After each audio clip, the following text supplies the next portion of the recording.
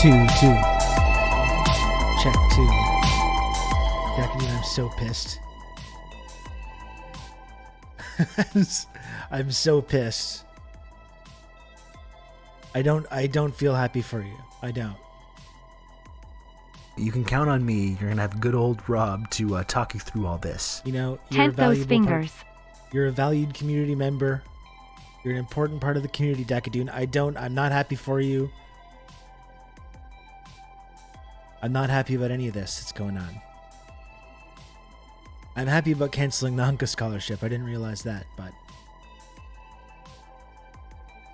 in terms of the whole Buck situation. Up the Reds, thanks for the 20 months of Prime. Up the Reds, thank you. I will tent those fingers. Wow, okay, Rob. Seriously, wow.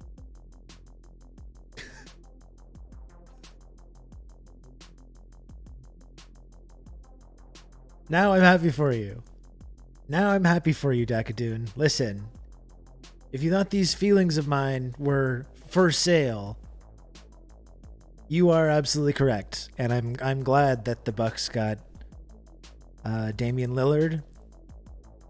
I'm happy about that. I was starting to think about Giannis maybe wanting to leave that situation. I was like, oh boy, what's Masai Ujiri going to do? Now that's probably not happening. And you know what? I'm glad. I'm glad for the city of Milwaukee. I'm glad for the state of Wisconsin. You deserve it. You deserve it, frankly. And I'm happy for Dakadoon. Congratulations to Dakadoon. I may finally go full on insane today. The revisionism is far too powerful. Yeah, they're basically Canada. Exactly. Culturally, it's pretty much the same thing. No, I know, Old Dutch. It's really something else. I think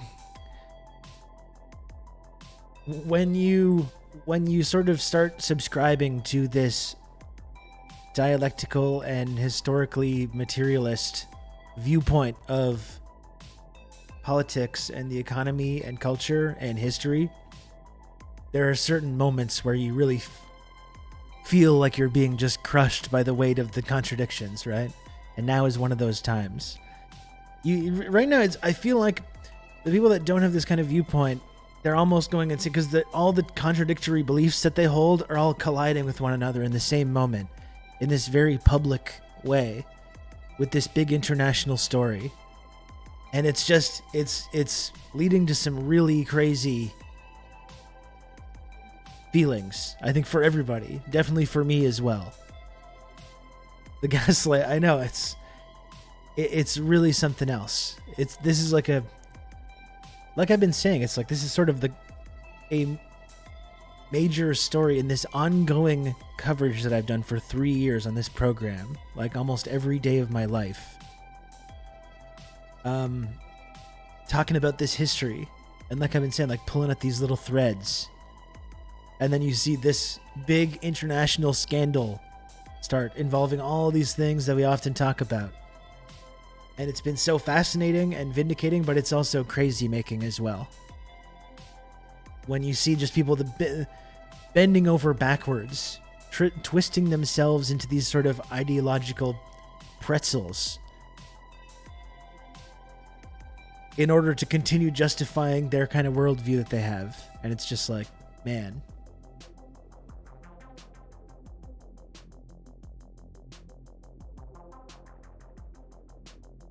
We have Blinken doing a jam sesh after sending thousands of Ukrainians to their deaths. Yeah, and they just go hang out in McDonald's for a little while and shoot the shit in McDonald's afterwards. Why don't Canadians drink RC Cola? Some Canadians drink RC Cola. It's not real. RC Cola is not really available where I live. I used to drink it pretty often. There were long summer nights growing up in the suburbs. You know, walking around with your shitty friends, causing mischief and just walking around. You end up outside the convenience store 11:30 after a long night of walking around and smoking weed and skateboarding and doing whatever, hanging out under the bleachers or whatever it is. If you grew up in the suburbs, you probably in the 90s, as I did, you know what I'm talking about? The RC 2-liter, exactly, Old Dutch. You sit out on the curb, you got that RC 2-liter. one of those hot summer nights. It's very refreshing, very enjoyable. Old Dutch knows what I'm talking about.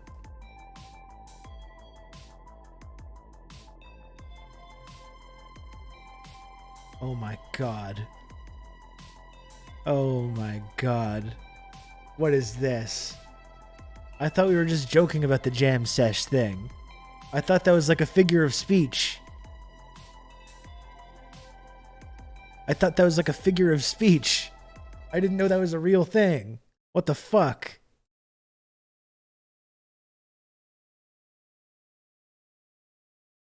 No. I couldn't pass up tonight's opportunity to combine music and diplomacy. Was it a pleasure to launch State Department's new Global Music Diplomacy Initiative? Good Lord. Will you sing along with Anthony if you reach 50 subs? I don't know what song it is. I can't sing along if I don't know the song. This is really something else. Jesus Christ. So, from the Great Muddy Waters, and if this doesn't clear the house, I don't know what.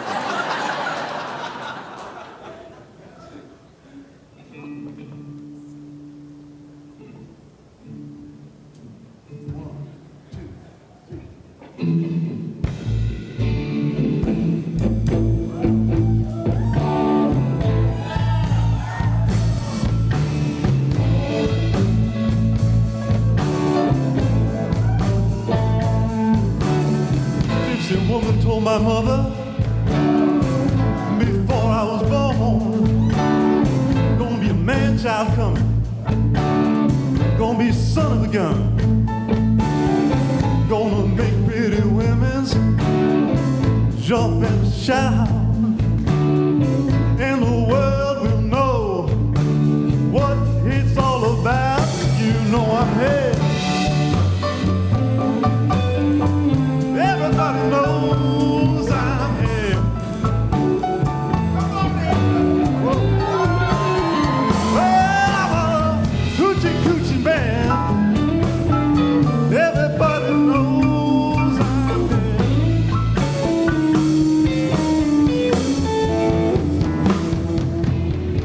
Got my black cat bone. Got my mojo too. Got the Johnny Conqueroo. Gonna mess with you. Gonna let a little girl take me by the hand. Then the world will know hoochie coochie man. You know I'm here. Everybody knows I'm here.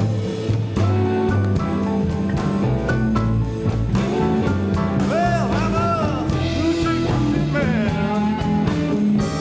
Everybody knows I'm here.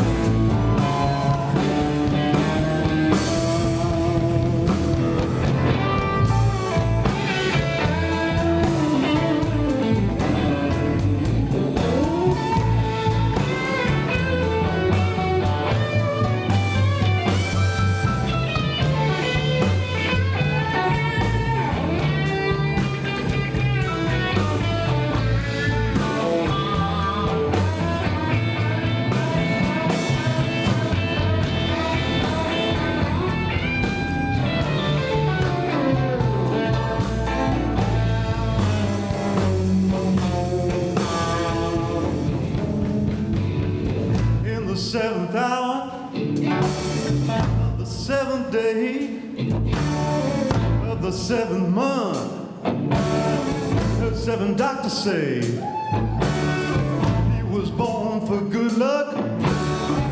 Now can't you see? I got $700. Don't you mess with me. Everybody knows I'm here.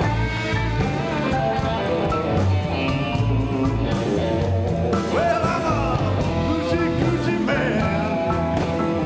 Everybody knows I'm here.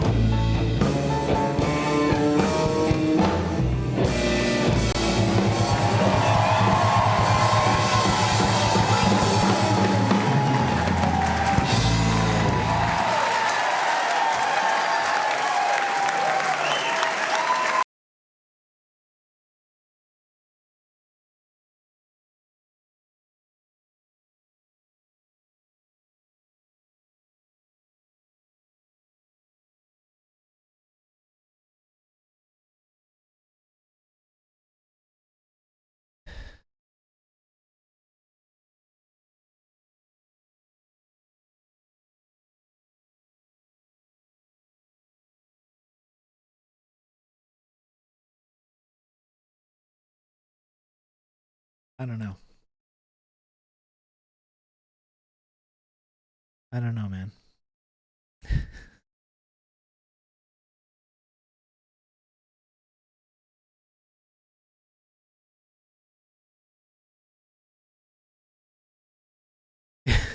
I'm reminded of there's this moment in the Steely Dan making of Asia. There's a really great like hour-long little documentary talking about the making of the album Asia. And there's one point where they're listening to like some of the discarded solos. Use the computer to mark up the size of the account. Encore. The called Greek. Oh my god, that's sicko mode. Thank you for the 200 friend coin. That's absolute sicko mode. There's this moment though where Walter and Don are there on the console and they're listening to the isolated tracks on Peg, and they're listening to some of the different solos because they had world-class guitar players coming in and trying to do a solo for the song, and they'd kind of be like, next, next, until they got on like the 7th try or whatever, they got someone to do a solo that they were happy with. And I think there's one where they're listening to this solo and like they just don't even know. You can tell they're almost like disgusted how it's not good enough. And they don't even really have anything to say. And Walter's just like, well, it speaks for itself, really.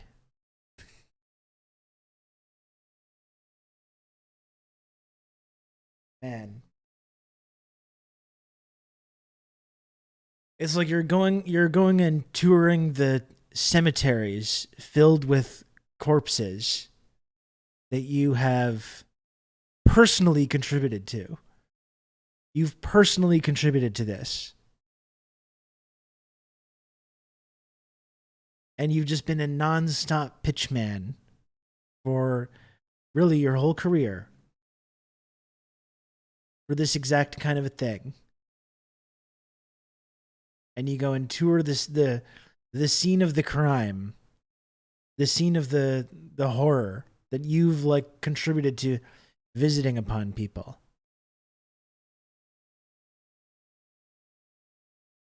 And it's like, I'm going to celebrate by playing a little hoochie coochie man.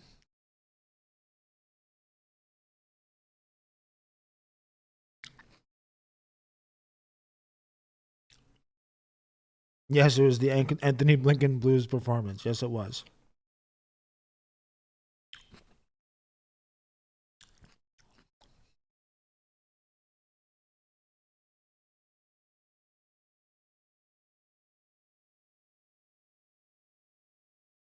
No, I didn't see the Bevins tweet.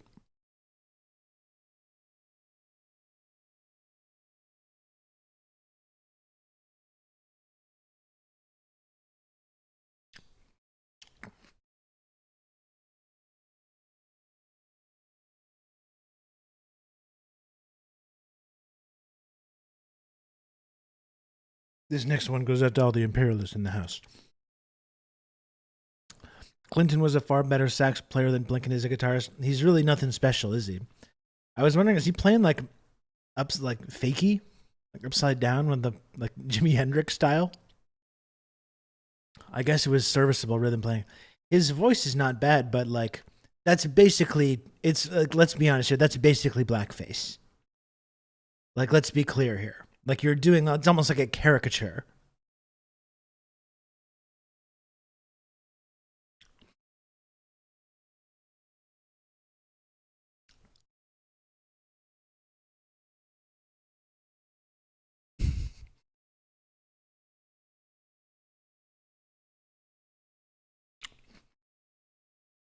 Blinken absolutely does not get a blues card. No. No. Absolutely not. He deleted, but he quoted the video and said the last thing before the U.S. delivers human rights on you.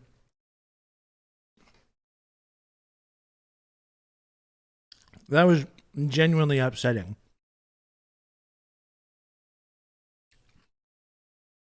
Genuinely upsetting.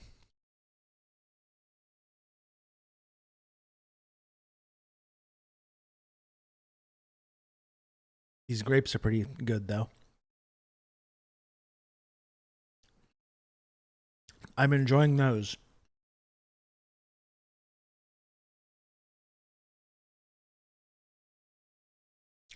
He has to promote his new books, but I guess he can't get too spicy. That's not even spicy. Wondering why he deleted that. That's barely spicy at all.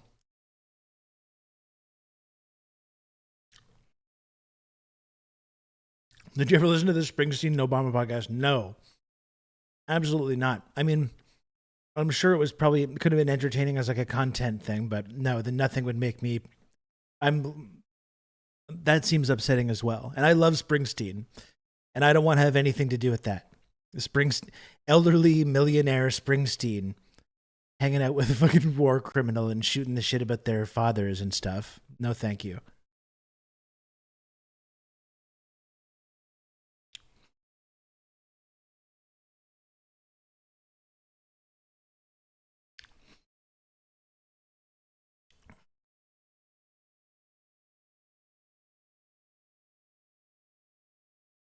He's a working man from New Jersey. Well, he definitely was at one point. I love his music. Don't get me wrong. But no. It's just an example of how people that can like become huge success stories in the music industry like that, no matter how good, how eventually at one point they might have decent class politics, how that gets absolutely warped by becoming a big multimillionaire celebrity. Like I think there needs to be some kind of parity, between the vast majority of artists who make nothing. And like, I think people should be able to make art, anyone from any background. And if you become a success, you should be able to benefit from that. Of course, you're creating something really special and beautiful. And if you're really talented at that, you should be able to benefit from that. But like, when you're getting to the point where you're like a multi-millionaire, it's like, okay, well, let's slow down here. I think there needs to be a kind of an upper limit for not just with art, but for kind of everything, for wealth accumulation in general. And perhaps if you start generating that kind of amount of money with tours or merch sales or whatever, then you can have that can go back into a system that's paying out other artists that aren't quite as fortunate, that don't have that same ability, that didn't get that same lucky break.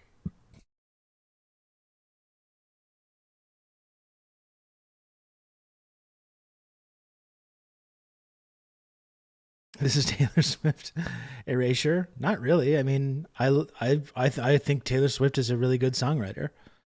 There's a number of Taylor Swift songs that I enjoy a lot, but I think overall there just needs to, in general, not just with musicians or artists or whatever, but there needs to be a hard cap on how much you can actually profit.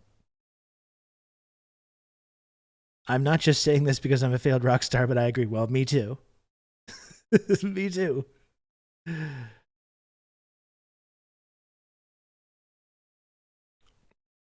I mean, listen, I spent from the age of like 17, 18 till 28, let's say, trying to become a rock star and trying to be in the music business. And I did pretty well for myself.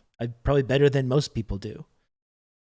But that was one of the first things that it was a very important lesson for me, the way that capitalism and commerce destroy art.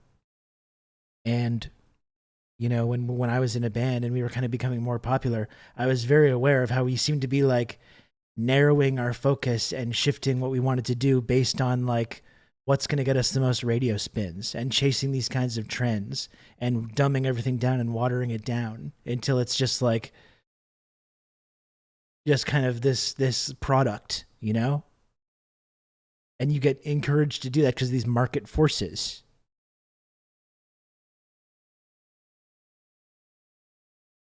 And I'm still proud of what we did in the music business, but I still do feel a sense of frustration because we started out wanting to be like a cool, like indie rock, interesting, kind of artistic band that still had was accessible and still had the ability to reach people. But over time, all the interesting stuff about what I liked about our band got kind of whittled away until it was purely just like delivering the hooks. It was just like this nonstop hook delivery machine, And it was cool to become a little bit successful in the music business. But that was always something that I was not comfortable with. And it got to a point where I was so alienated from the music they were making that I had left. We had a record deal in Canada still with EMI. When I quit, when I stopped doing the music, because I was just like, I have no connection with this anymore. I have no connection with this whatsoever. I don't really like it anymore. I don't really like what we're doing. And like, you can't do that if you're in an artistic project. You can't perform like that. You never play for free to bet. No, not quite. I have this argument with my best friend's guitar player all the time. He keeps trying to tell me to just stay the course, and I'm out here trying to pander. Well, it's like, you know, you can stay true to yourself while also trying to reach a mass audience. You know, that's, I don't think there's anything wrong with that. But you start making compromises. And that's a slippery slope before you start just abandoning everything that made art interesting. You know, and this applies to any kind of artistic field, right? Whether it's music or poetry or writing, acting, filmmaking, any of that stuff. And it just destroys it. It turns it into, it mutates it and turns it into something kind of crass.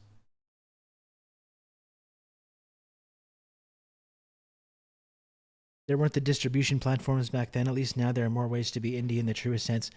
Yeah, that's true. I mean, like this was like the MySpace era when I was doing that. So we were kind of just, while this whole industry was shifting from the classic model to the new model. iTunes had just started and everything. And I think now, yeah, about what we could have done in an era that had like Twitch and TikTok and like Instagram Live and stuff like that. Like it would have been totally game changing, and it would have given us a whole lot of different opportunities. Lengthy instrumental funk ballads isn't exactly the most popular shit out there. Well, no, that's true. That's true.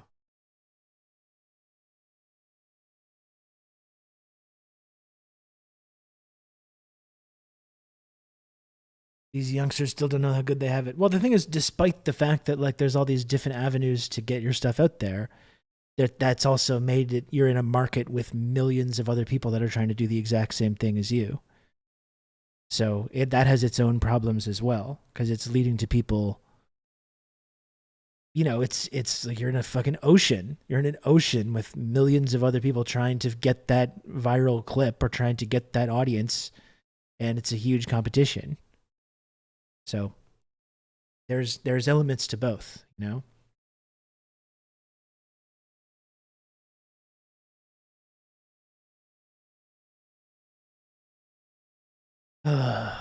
It's really just, it's one of the reasons that I've really enjoyed being able to do this stream, honestly, even though there's elements of that here. I have to do what I can to try and like make a living here, but in terms of the music stuff, it's given me a little bit of a platform to get back into that, because after I left music, like being in a band, I really like almost like quit it cold turkey. Like it was almost kind of like a traumatic thing for me, even though it was exciting and cool. It was a little bit traumatizing as well, and I really just stopped playing much or writing or recording anything or doing stuff, and just having this stream. You can count on me. You're gonna have good old Rob to talk you through all this. Gives me a little platform to do like electronic music. It's given me a little bit of confidence to start writing again and doing my own stuff. Don Dark Zony, thank you for the 4 gifted subs. Don Dark Zony, hell yeah. Thank you for that and for all the support. Use the computer to mark up the size of the account. Don Dark Zony, thank you. And thanks Admiral Praxis as well. 300 friend coin, thank you. Thank you for that. Yeah. And no, that's been nice though. It's been nice to have a little bit of that platform, and being able to write and record stuff again has been really cool for me. And like my stuff is not world changing or, you know, fucking earth shattering or whatever it is, but I like it. I really do. I like it. I listened to it back and I'm like, you know what, this sounds pretty good. I'm proud of this stuff. I did all this stuff in my office, like at my desk, you know? I like that. I'm not the best songwriter. I'm not the best producer. I'm certainly not the best singer, but it's very enjoyable for me to be able to write and do that kind of stuff again.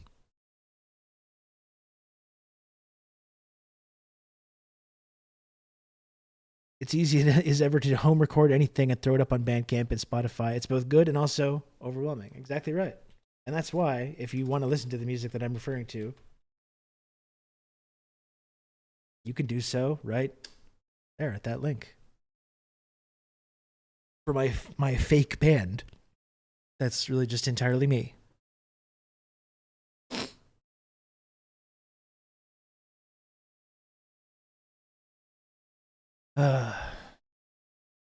That really took a lot out of me, that Blinken video. It really did. I don't know, I don't know if we're going to, I plan to do a little bit more follow-up with this Parliament Nazi story. I don't know if I have another 3 hours worth of material on it. There's a few more things. There's like Trudeau's apology from the House yesterday, and there's a bit more stuff that happened yesterday. We've talked about it a lot, though, over 3 days. We've really unpacked this quite a lot, so I don't know if I need to spend the entire day getting into it. I'd been kind of neglecting TikTok as well, and I turned one of the rants yesterday into a TikTok. The first one got taken down because of community guidelines. This one seems to be up. I had to appeal. I think if you talk about Nazi stuff, you just automatically get a community guideline strike and you have to appeal it.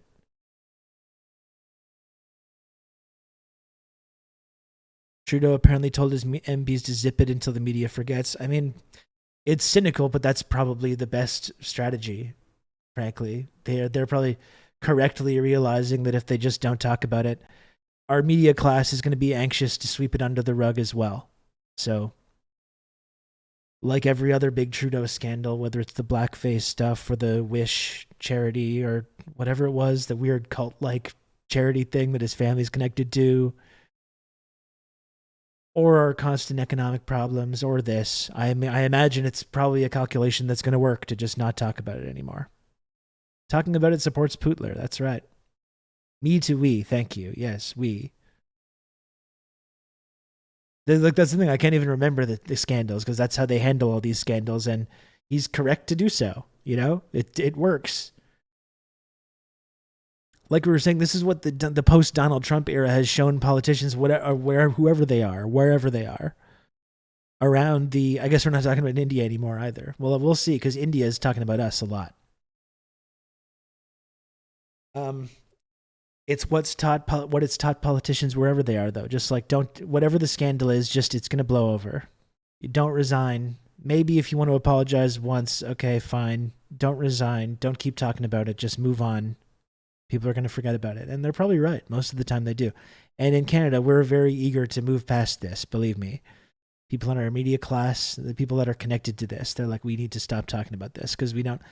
I wonder even Polyev is trying to make political haven and say we need to have hearings and stuff. Like, I don't know if any of these people are ready for what these hearings are going to turn up. You know, I have no choice but to support this. I don't think Polyev is someone that has principled views about our relationship with fascism and Nazis and the relationship between our Ukrainian diaspora and the SS and the UPA and all these things. Like, I don't think he has principled views about any of these things, and it's purely for cynical partisan reasons that he's trying to turn this into as much a scandal as possible. I don't think anyone in our political system is ready for what these hearings would uncover, though. They really don't want to turn those rocks over. No, do you see that clip of Chrystia Freeland? We watched it yesterday, but there was like a close-up of her. And when people started asking about, should we investigate this Ukrainian community and like find to see if there's more war criminals? And it like zooms in on her hand and she's like white knuckling. Did you see that? Let me see if I can find it, actually. It's really interesting.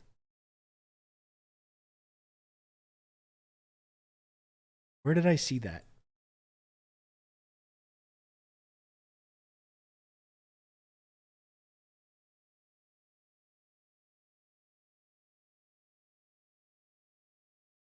Yeah, this. Check this out. Look at Christian. So that Canadians... Look at her. Look at there are this. calls by B'nai B'rith to reopen a report by the Duchesne Commission so that Canadians can know how many veterans who fought with the Nazis are here in our country. This is really like a how it started, how it's going thing. Remember her on just 1 week ago, Christia. Just 1 week ago is the highlight of your whole career, maybe your whole life. The culmination of everything you and your family have been working on for generations. You got Zelensky in the parliament giving a big rousing speech about how Russia's so bad. Everyone's on the same page. Everyone's applauding. You're hugging Zelensky. You're giving ovations to Ukrainian war heroes. Everything's coming up Christia. She is fidgety in general, that is true. I still think this is interesting though. And just 1 week later, just one little week later. Will the government do so, and what is your response to that?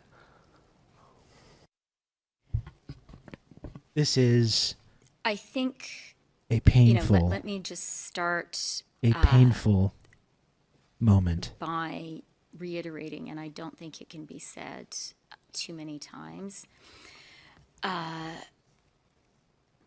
how hurtful for so many people in Canada and around the world what happened was and has been and continues to be. Yeah, no answering the question. Zero effort to answer that question. MPs, in our capacity as MPs, it's important for appropriate next steps in the House to be taken, and I think that is our immediate focus. Let's talk about housing. And as a government, We don't need to we're going let's to leave the be past in the very past. thoughtful about any further steps that need to be taken. So we won't be looking into those potential war criminals then. Okay. Should that be the takeaway? I'll show you my TikTok that I made about this. I tried to really appeal to the conspiracy heads about this, because that's big on TikTok. This is not just about this story. It's not just about Canada. It's not just about this one guy that, he just happened to get into Parliament by accident. It was a big mistake. Let's move on. It's about uncovering the spoopy real music. dark history about the West and the end of the war and what happened to the Nazis. Were the Nazis defeated or did they get absorbed? And like we saw in West Germany, they did get put back into positions of power. Judges, lawyers, teachers, into the political leadership, military leadership, NATO, Operation Paperclip, Operation Sunrise, Operation Paperclip. They're in the NASA, they're in the CIA, Gladio. These ex-Nazis are carrying out terrorist attacks all over Europe. That's what we're talking about here. We're not just talking about Canada. We're not just talking about this one incident. There's something bigger here. There's a bigger story, and this is one of the puzzle pieces. This there's just something about that music and using that kind of language. It's just one of the puzzle pieces. I'm trying to appeal to people that maybe don't think about this stuff that often on TikTok. All the people that are obsessed with Trudeau must go and the whole that conspiracy. It's true, the music does get heavy lifting in those videos. The argument could be thin as fuck, but this music gets my gears turning. And obviously, as we know in this case, it's not. But most of the time, when you look at those kind of videos on TikTok, if you just looked at that sound on TikTok and see some of the wacky shit people are saying about chemtrails or the World Economic Forum or 15-minute cities or or vaccine, putting nanobots in the vaccines or whatever it is. It's just, or aliens. That's a big one as well. You have some grainy footage of something and you have that music in the background. It's oh my God, what's going on here? The music does so much of the heavy lifting. The conspiracy music in the movie JFK is nuts. I'd believe anything said to that music. Oh, absolutely, yeah. And I've used it on this stream before, trying to get people riled up. You listen to that in your car or whatever. You start looking in the mirrors, am I being followed? Using a little conspiracy poisoning in this video, just a dash of bitters in a cocktail. That is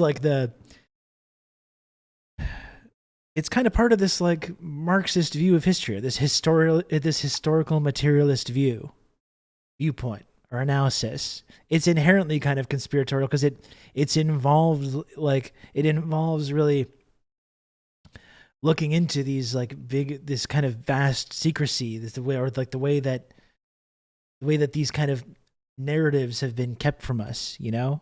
And it's about unpacking the real version of these events.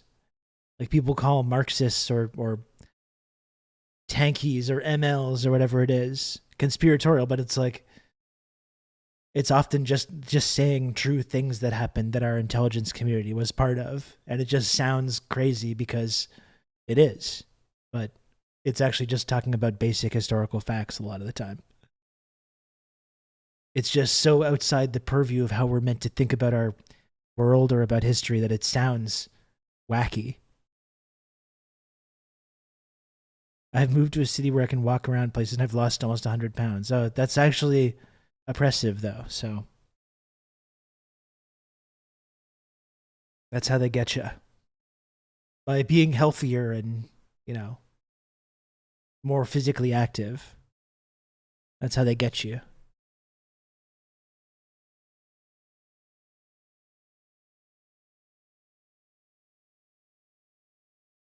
Maybe I should have put this JFK music behind that.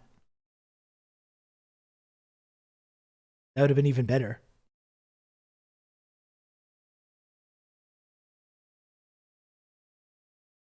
It's frightening to realize you live in a Nazi hellhole and have been carrying water for them so people don't want to face it. I think that's a big part of it, isn't it? Yeah.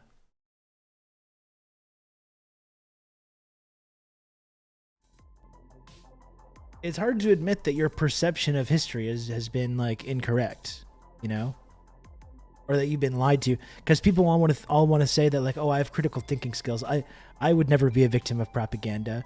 I would never be a victim of revisionist history. I would know when someone's lying to me, you know. Obviously, most of these other saps don't know, but I would know. And when someone provides you evidence that you have been lied to about these things, it's hard to accept.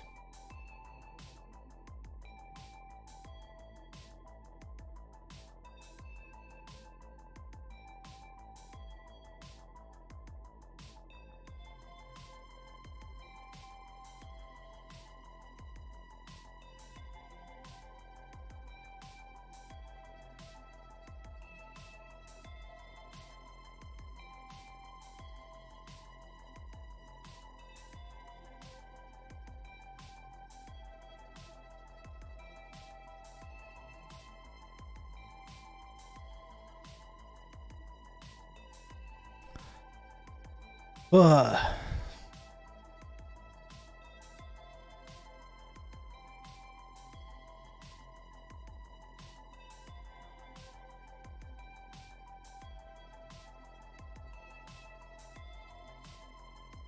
Well, I think we can do one final segment on this. Like I said, I don't want to spend all day on it.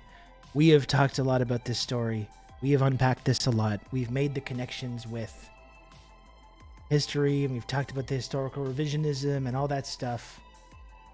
I think there's a few more clips we can look at. That Chrystia Freeland clip was good. There's a few more clips we can look at, and then maybe we can start, for now, moving on from this stuff.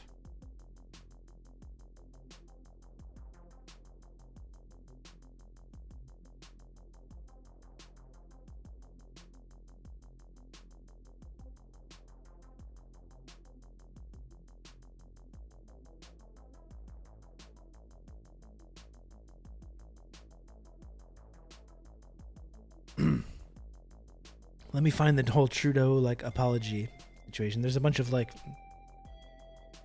CPAC videos there.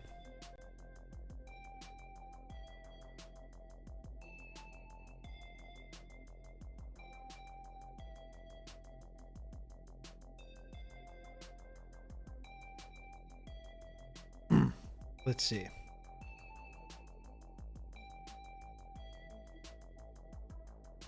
I don't want to talk anymore about Damian Lillard. Okay, I've already given my full-throated, sincere congratulations to community member Dakadoon about Damian Lillard and the Bucks. Moving on now. Don't need to discuss it anymore.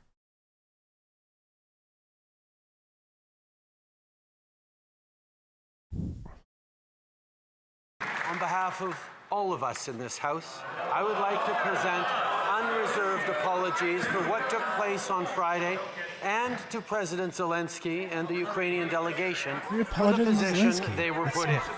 For all of us who were present to have unknowingly recognized this individual was a terrible mistake and a violation of the memory of those who suffered grievously at the hands of the Nazi regime.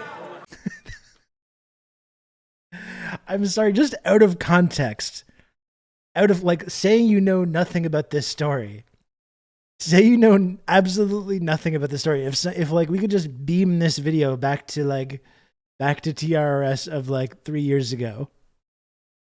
Recognize this knowingly recognize this individual put in.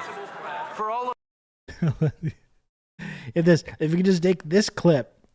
If this clip, completely out of context, if you know nothing about this story, how funny it would be. For all of us who were present to have unknowingly recognized this individual was a terrible mistake and a violation of the memory of those who suffered grievously at the hands of the Nazi regime. It's like a Curb Your Enthusiasm subplot. You know? We just accidentally gave a standing ovation to someone who helped carry out the Holocaust, and we're sorry, and we apologize unknowingly. Exactly. They're really trying it, and it's working. Unknowingly, but like you look at the Holocaust revisionism that's going on and the Nazi apologia that's going on from liberal supporters. Like while they're apologizing and saying unknowingly, what their supporters are saying are like, well, it's not so simple. Yeah, the Ukrainians, they were being occupied by madman dictator Stalin, and they just had to make tough decisions, like going out and volunteering for the SS to carry out genocide against Polish people and Jews. I mean, they just had no choice. Like, that's what their supporters are saying. As much as they're like, oh, we unknowingly did this, their own supporters are justifying it. They slaughtered millions of Poles because they're just trying to survive Stalinism, you see. This is what people are saying, completely unironically, uncritically, unapologetically. This is what they're saying. So it is kind of a contradiction between Trudeau apologizing for this. Oh, we didn't know. It's a mistake to venerate these people. You already have people, their own supporters, being like, no, it was okay to do that. Wow. Okay, Rob. Seriously, wow.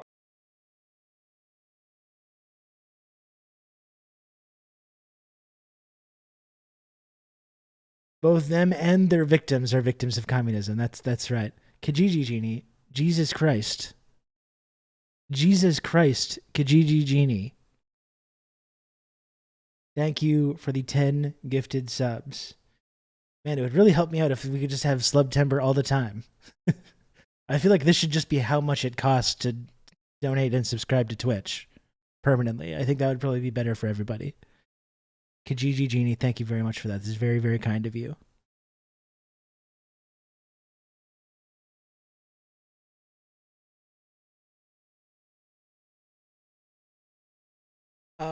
Yeah, that's an interesting contradiction, though, I think.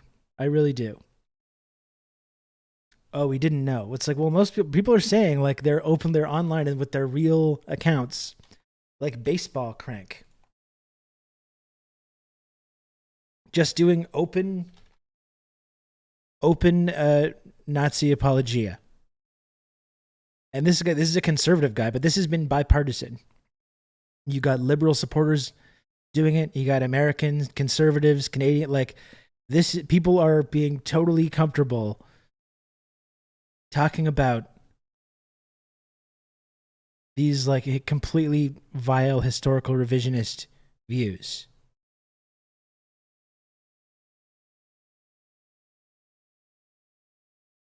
Where's this Baseball Crank? I'm sure he couldn't be shamed out of deleting it. He got a bunch of debate stuff there.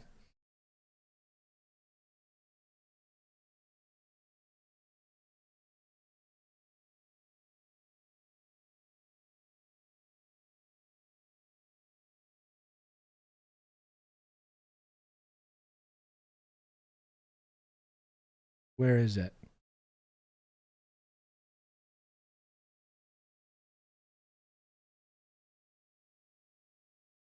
Don't think you can hide this, baseball crank.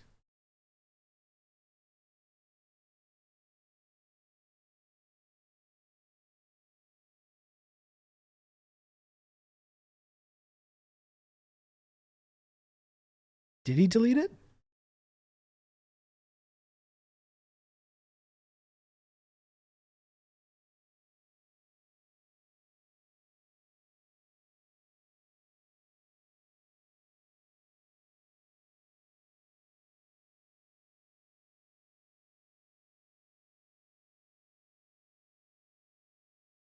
Sorry, excuse me.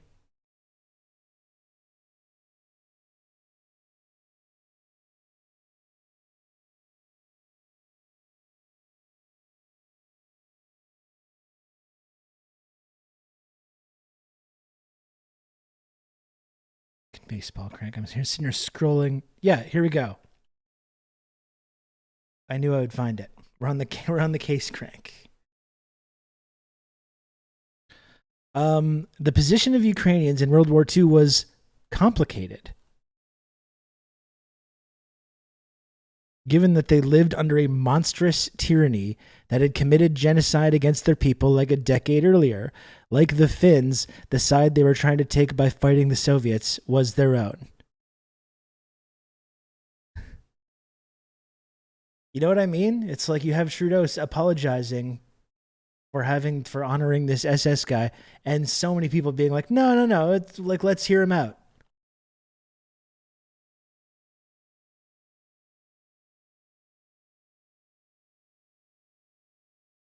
Like the Finns, the side they were trying to take by fighting the Soviets of their own. It was their own. And first of all, again, we're talking about a guy who volunteered for the SS, which was controlled by Nazi Germany in 1943. You know? It wasn't about the freedom of Ukraine or taking their own side against this regime that had occupied them and the monstrous tyranny of Ukraine, where, again, what was formerly like an agrarian society of predominantly serfs had been elevated over those decades to be its own unique culture, right? Which did not exist prior to the Soviet Union under the Russian Empire. Huge increase in living standards, life expectancy, literacy, housing, jobs, healthcare, all these things. This was according to Baseball Crank, and apparently most people around the world, or the Western world, excuse me, because people around the world recognize that this history is bullshit. But, you know, apparently this is like a widespread belief in our society that this was some kind of like monstrous tyranny, and it actually makes it okay. They weren't trying to take the side of the Nazis by volunteering for the SS. That's what Baseball Crank is saying. They weren't trying to take the side of the Nazis. They were simply volunteering for the SS and then carrying out pogroms against Jews, Polish people, and Ukrainians. They're taking their own side. They're massacring their own people in their own nation.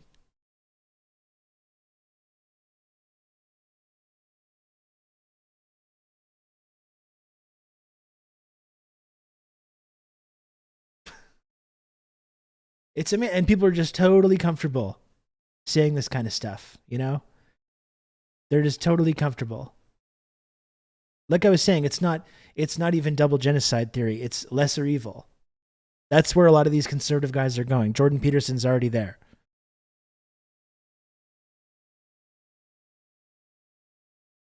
Jordan Peterson's already there. These guys are getting there, and the liberal supporters are getting there. And there's shit like this as well.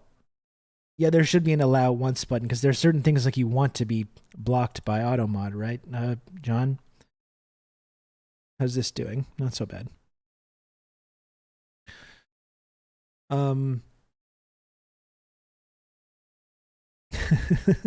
I just muted this thread. I just tweeted this and just muted it, and I haven't really looked at the response. I'm sure there's some of them are very interesting. I know there was that one guy that was like offering to fly me to Guangzhou. And I was like, that sounds fantastic. Thank you. Thank you for that. Almost 400 replies. There's just no point trying to, people that get that offended by this kind of a statement, which is just, with people around the world, and even people, you know, whether you want to call it a majority or not, but significant numbers of people in these former Soviet places who would agree with this statement. You know, even people that were disillusioned with socialism towards the end of the USSR, because there were a lot of problems, economic problems. We know, you know, we can talk about where those economic problems came from, whether being involved in this constant defense of your socialist project from imperialism and invasion from moment one, getting involved in this big arms race, and that played a large role in creating this kind of disillusionment, which was the exact purpose of putting in these policies in the first place. But there's many people in these former Soviet republics that would love for the Soviet Union to come back, who were disillusioned in the late 80s with this system, but then didn't realize when this system went away, I don't get to keep my health care, I don't get to keep my free education, I don't get to keep my mandatory vacation time, I don't get to keep we don't have a jobs guarantee. All of a sudden it's like scams and cults and pyramid schemes and all these lunatics are like trying to prey on you. All our resources are being privatized. All our social safety net is being stripped away. They're like, what? We weren't told. We thought we were getting a Marshall Plan here. What are you talking about?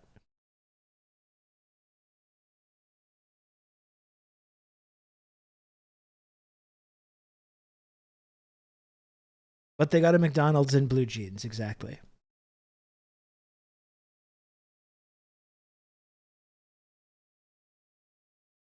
That's always the funny thing. People are saying, well, you don't live there. Ask I have a friend of a friend that grew up there, even though they probably grew up in like somewhere in like the late 80s or early 90s and are lived through the result of the collapse of socialism and have in their brains now have conflated these two things.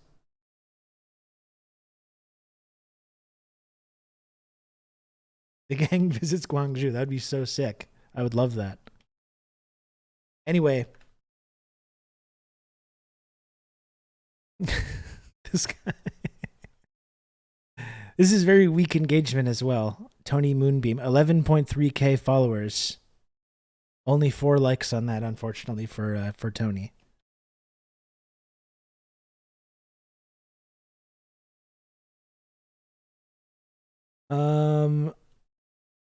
This was the other one that I really wanted to see as well, though.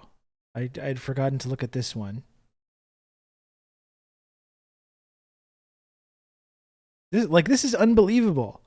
The kind of shit that people are out there saying.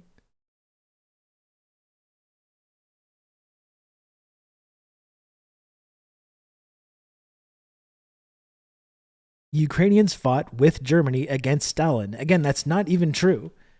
They didn't fight against Stalin. That's first and foremost, that's not correct. They joined the SS and killed Polish people and Jews and other Ukrainians. They were not fighting against Stalin. They didn't even get in a battle. They're just literally killing civilians. And they volunteered to do so. And people are just they're comfortable completely just saying shit like this now. This is where we're at. Ukrainians fought with Germany against Stalin. So did Romanians, Hungarians, Finns, really all for the same reason. From perspective of these countries, USSR and communism seemed a larger threat. These were reasonable calculations at the time. Ridiculous to make such a big deal of it now. Oh, was it? Was it reasonable? Was that a reasonable calculation? That you're better off joining the SS and killing thousands of civilians rather than just joining the Red Army, as 7 million Ukrainians did, and defeating fascism and being part of a socialist project that is drastically increasing everyone's living standards and is a big part of trying to free these like third world, global south developing nations from the brutal violence of colonialism, Western colonialism. Yeah, I think I've seen this before, Shirney Pal. Let's Хотели бы вы вернуть we can take a look at that definitely. I would just like to keep. I just wanted to look at an example of the kind of like open sort of Nazi apologia we're seeing now because of this, and contrast that between Trudeau apologizing for it and talking about how horrible it was, with all the people that are just like, no, it was justified. It was justified for Ukrainians to join the SS. You know? And people are just totally comfortable saying that. Stalin forced those 7 million Ukrainians to fight for him. I mean, nothing smarter than arming 7 million people who hate you, right? I mean, like, just even unpacking that. Like, let's say that that's true. Let's say that those 7 million Ukrainians joined the Red Army because they just were forced into it. I don't believe that's true. Let's just pretend that that's true. What's the alternative if that didn't happen, though? For the fascists and Nazi Germany to just sweep through Russia and Ukraine, and just take over that entire part of the continent? And what they would then do to Jews, to LGBTQIA plus people, socialists, trade unionists, Roma people, disabled people, every other kind of undesirable that didn't fit into this kind of strict Aryan category. Would that have been better? Would that have been better for the people of Ukraine or anywhere else?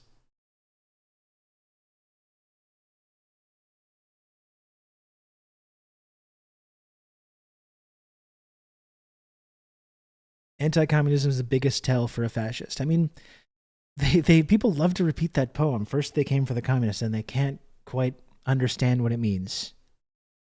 And I think that was something really clicked into place in my brain when you realize that that's what anti-communism is, and that's what the purpose of it is to rehabilitate these fascists who were told were like the most evil people.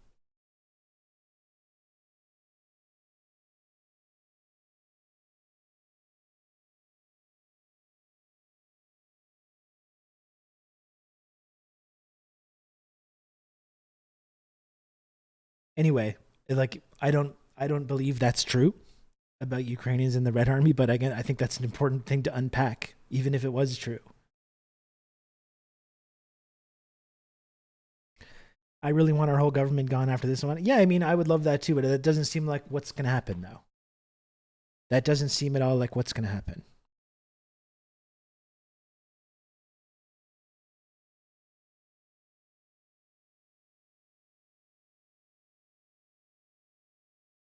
Oh, here's from 2 minutes ago. Still talking about it, I guess. This just got posted a moment ago. From their perspective, the Nazis were good. It's such an insane take. Again, I don't think even like a few years ago, people would have been comfortable saying stuff like this. You know? Something has really shifted, especially over the last 18 months, but really over the last couple of years, that this new Cold War has been going on. Something has really changed. People are a lot more comfortable expressing this kind of thing, which they would have kept to themselves.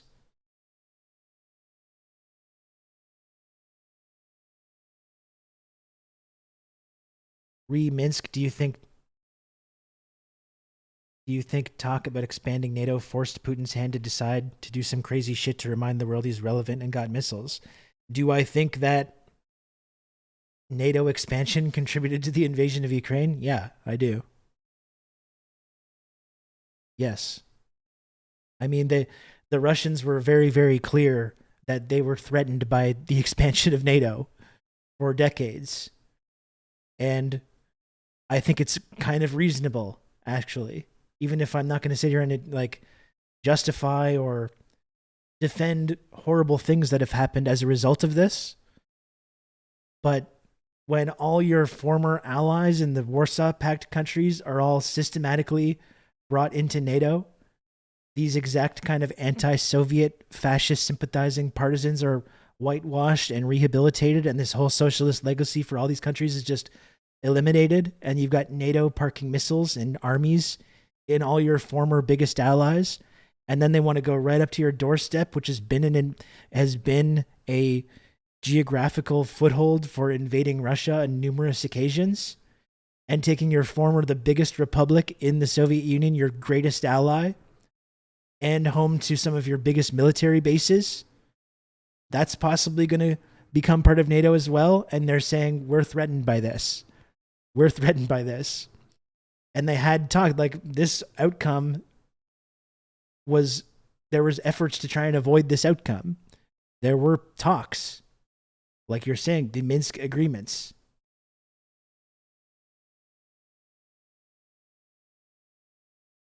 Who was it that didn't go along with the Minsk agreements? It was us. It was our people.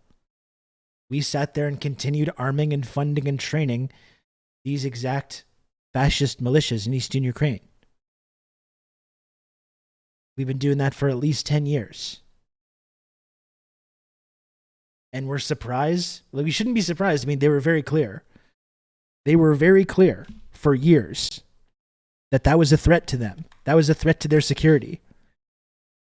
And I'm sorry to say, but that's a legitimate argument. I think it's completely legitimate in their position to be threatened by that.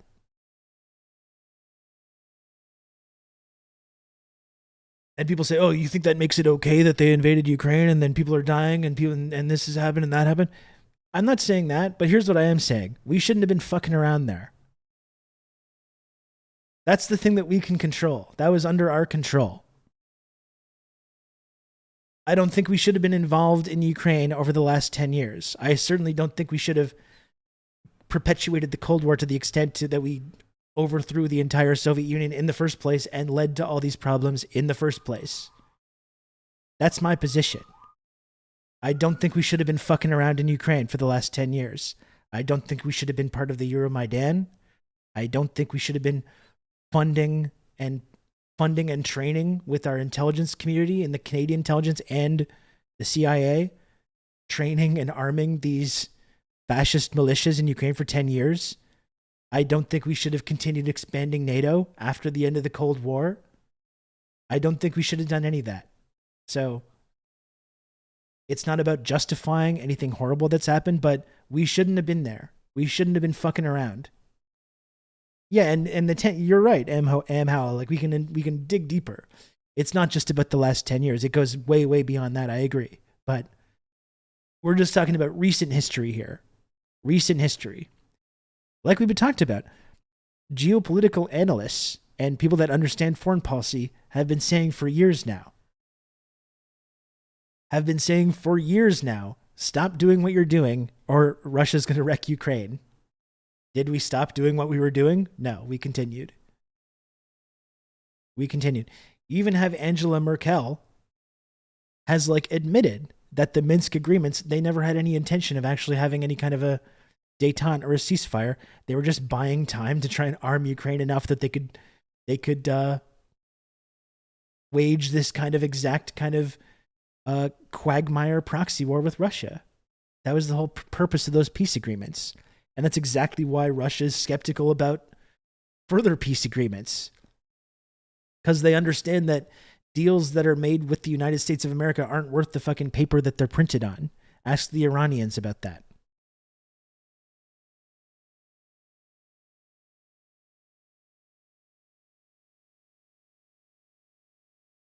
Like when Trump criticized an imperfect, hard-fought Iranian deal controlling nuke proliferation, and Trump is like, this sucks. I have no alternatives. But here's a Valentine from DPRK. Well, here's two things to unpack about what you said, Dude Control. I agree that it was bullshit that Trump walked away from the Iran deal and just threw the Iran deal in the garbage. I completely agree that was one of the signature Obama foreign policy achievements that was actually constructive and not horrific. Have you considered, though, that DPRK is good? Have you maybe considered that idea? I think it's not mutually exclusive. Trump tearing up the Iran deal was very bad. Him trying to make peace on the Korean Peninsula was good. That was one of the only good things that Trump did from a foreign policy perspective. I supported it then, and I continue to support it now. I haven't met any immigrants saying DPRK is fun. Do you talk to a lot of people? Do you talk to a lot of DPRK defectors? You hang out with a lot of DPRK defectors and get their perspective on that?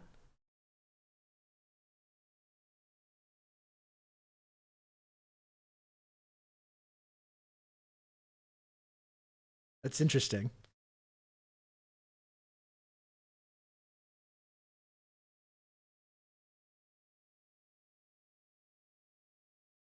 They don't get out alive? Sure they do. There's a whole cottage industry of DPRK defectors.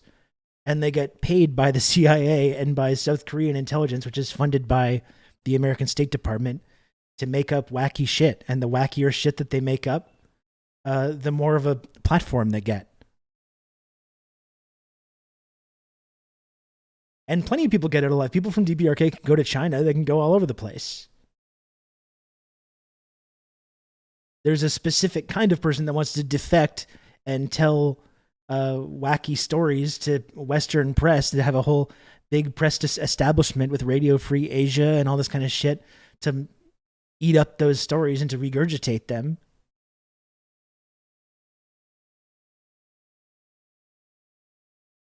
I only know the one who escaped and got to play Squid Game, honestly. Well, okay, number one is that was a fictional TV show. That, I think, would be my main comment about that. And number two, the whole purpose of Squid Game was to have that DPRK migrant being like, oh shit, it's even worse here. It's even worse when you get out of DPRK. It's actually even more barbaric and fucked up than whatever I happened to be going through previously.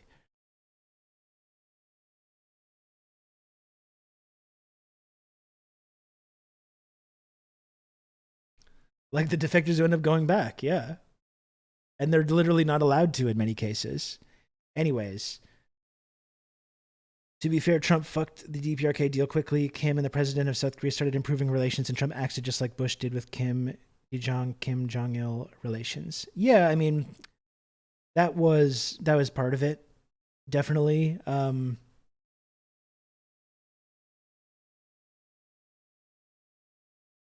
The thing is, you can't make a deal with DPRK that starts with disarmament.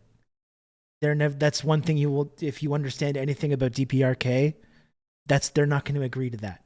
If you say, okay, we can have peace, we can have normalizing relations, we can do this, we can do that, we can drop sanctions, we can stop the blockade, just disarm and pack up your nuclear weapons program. Well, they're not going to do that.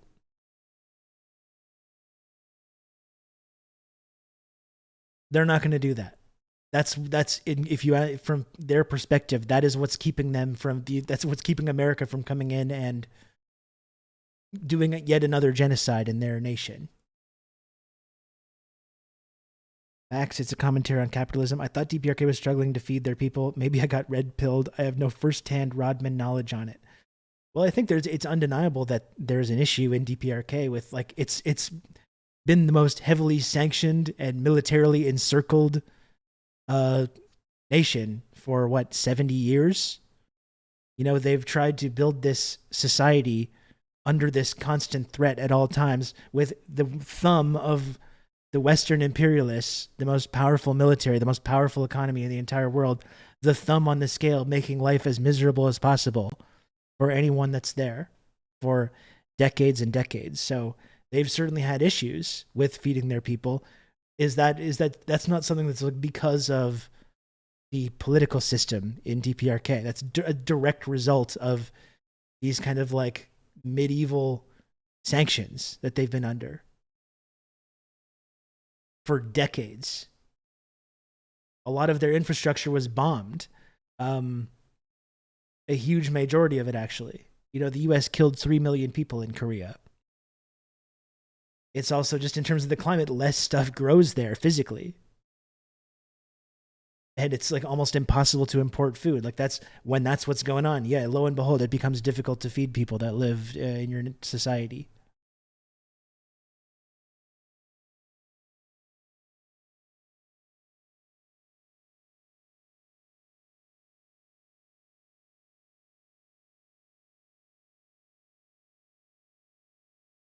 I forget, did China put sanctions on them too? I seem to remember hearing that once, but not well enough to say with certainty. I think not that China put sanctions on them, but didn't protest any UN resolutions that led to that. Because I think for a long time, China was very, very careful to not make any waves and not alarm the Western imperialists by engaging in any of that kind of like diplomacy, which is something that has changed, I think, over the last couple of years.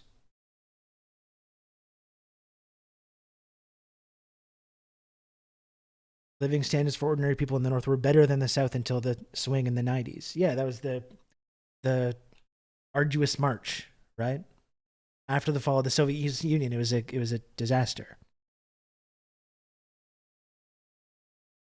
And now Russia seems to be an even bigger partner than China. That's true, yeah.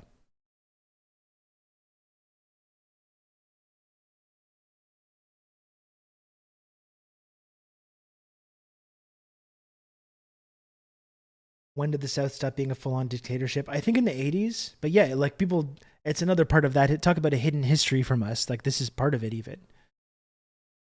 The DPRK and its relationship with the South is a big part of that. Like the South was the brutal military dictatorship for years and years and years.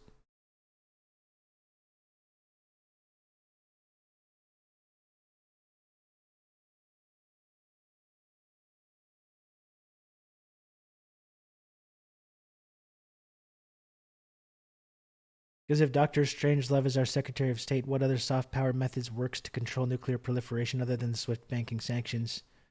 Not endorsing this approach or critiquing DPRK's internal structure, just analogous to Iran deal and Putin feeling threatened. Well, I guess before we move on, I would like to watch this video of Trudeau that just dropped. I think one thing that's been revealed over the last year and a half, though, is that the ability to wage this kind of economic warfare is diminishing pretty rapidly, almost exponentially.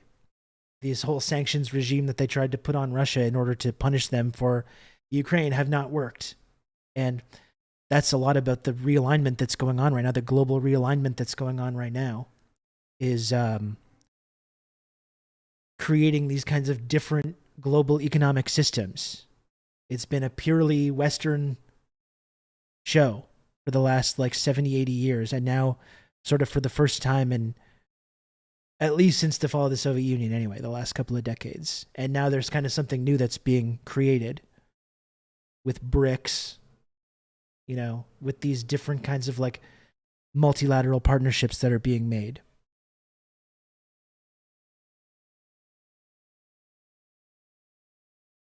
And anyway, if we don't want nuclear proliferation in the Korean Peninsula, we shouldn't be threatening DPRK for the last 80 years. Again, America killed, with Canada's assistance, killed, I think 2 million people. 2 million people in Korea. And another 3 million in Vietnam and Cambodia. And if we want to stop nuclear proliferation on the Korean Peninsula, we should stop threatening them. We should pull the military out of the demilitarized zone. We should stop occupying South Korea, militarily occupying South Korea. You know, they're investing in this kind of defense, strategic defense, the nuclear deterrent, because they feel threatened, and they have very good cause to. You know, ask Gaddafi what happens when you give up your nukes to appease the U.S.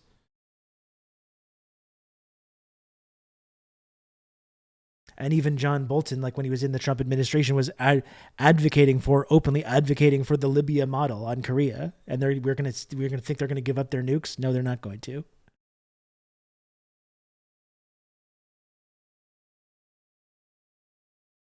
Anyway,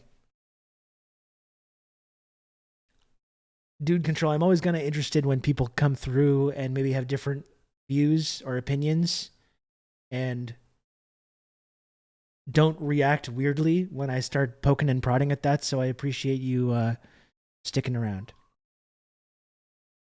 In this household, we only watch French Canadian streamers. Well, that's two that you're going to have to turn this stream off, unfortunately, because I'm not French Canadian. I might have a French ancestry.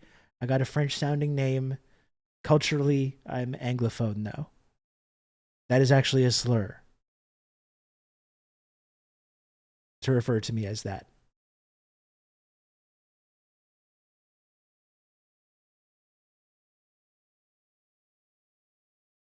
Let's watch this Trudeau video. This just dropped just a few minutes ago, but I've been talking now for 15, 20 minutes instead of looking at it.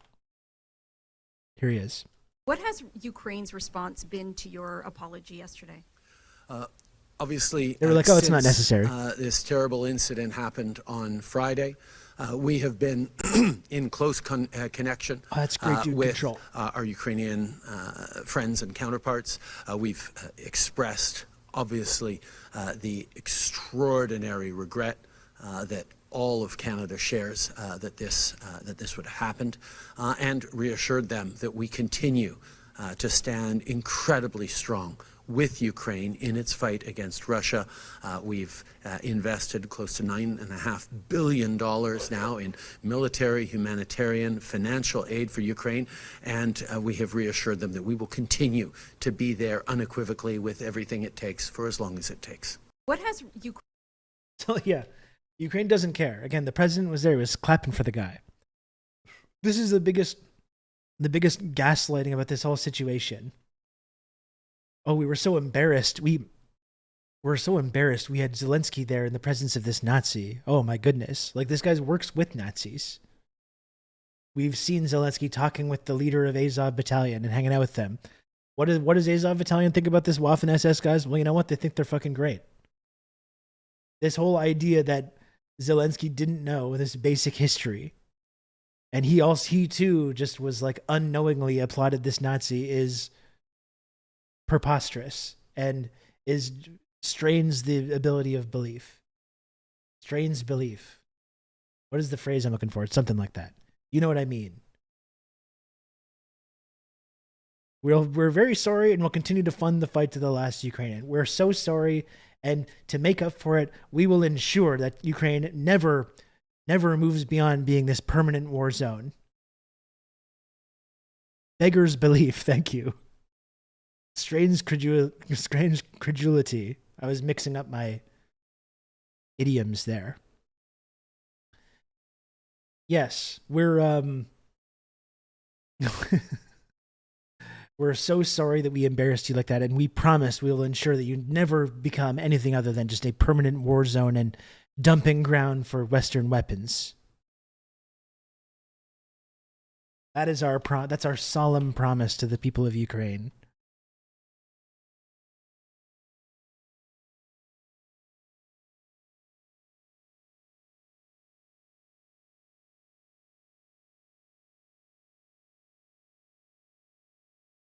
Apologize. Why was that? Did it take too long for the Prime Minister to apologize? Why was that not more forthcoming? Well, I think first and foremost, this was a really sad day yesterday. I can tell you as a parliamentarian, a terrible mistake was made, which hurt Jewish communities in Canada and around the world, Ukrainian communities. I think the Speaker obviously was first to express apology, which is right, because, in our system, there's a lot of trust between parliamentarians and the Speaker. He's the ultimate authority in the House. And when he asks someone to be recognized, it's his prerogative. So I think it was right for him to do that. He did the honorable thing to resign as well. I think it was this one guy's mistake. He fell on his sword for us. We said sorry. We're moving on. We're moving on. In the sequence of things, that's how it should be, because you have to distinguish that between the government. I think what the Prime Minister said, and I've not seen because I was here today, but what I understand, expressing himself on behalf of parliamentarians is right. But in terms of the sequence, the Speaker assumed responsibility for what happened, expressed deep sorrow. This is a terrible mistake that should never have happened. And I think there'll be a lot of reflection to say, It's the same way. It's the same way we talk about the whole history of like residential schools and Indigenous genocide in Canada. Oh, this terrible mistake. We make a lot of mistakes, it seems like, in this country. This terrible mistake from our past. And we're gonna put this in that category as soon as possible. We are gonna put this in the category of terrible Canadian mistakes. In the exact same way. These historical whoopsie doodles that just keep happening. the process for people to be recognized, for example, in the House of Commons. But I think in terms of steps, it was for the Speaker and the Speaker and all to speak on behalf of parliamentarians and assume responsibility for this terrible mistake. Excuse me, sorry, I'm just checking my...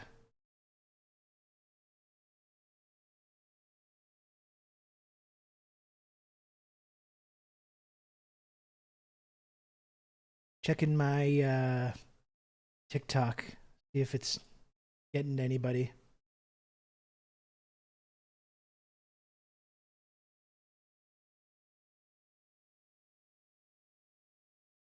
Yeah, so that's it. It's a terrible mistake. Let's move on. President and CEO of Canadian Friends of Simon Wiesenthal, which building a more inclusive Canada by sharing the lessons of the Holocaust, advocating for human rights and combating anti-Semitism. Let's see what they had to say.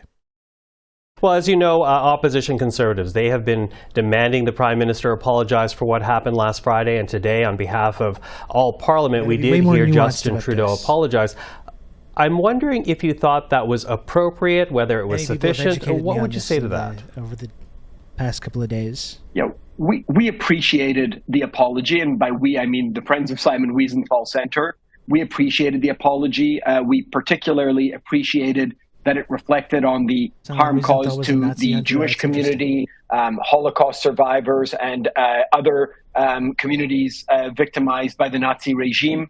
And I think also importantly, given the international ramifications and fallout that have existed in the aftermath of Mr. Hunka, being lauded in Parliament, the mention of our allies in Ukraine was incredibly important. In particular, of course, President Zelensky, a Jew who has pushed back against, remembrance and glorifying of the very types of units that Mr. Hunka was in. Whoa. When was that, though?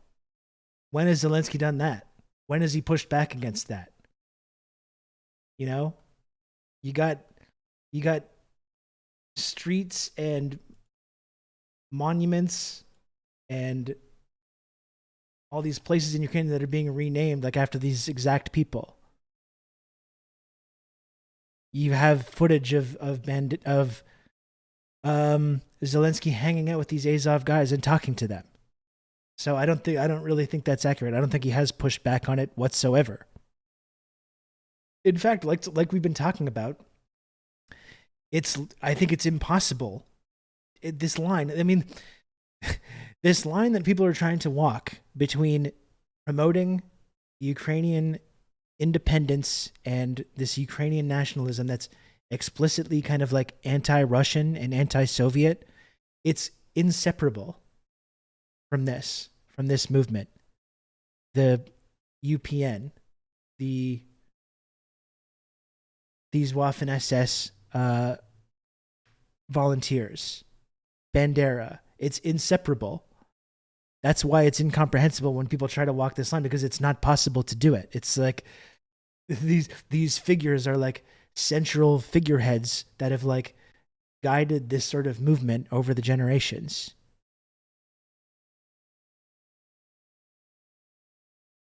Yeah, Roma people in Ukraine might disagree. Yeah, I don't believe that Zelensky has done that. If he has, I haven't seen any of that lately. And in fact, we've seen nonstop images of these people who have the same ideological underpinnings as these SS volunteers. We've seen dozens and dozens of examples of those people fighting in this war, and Zelensky has supported that.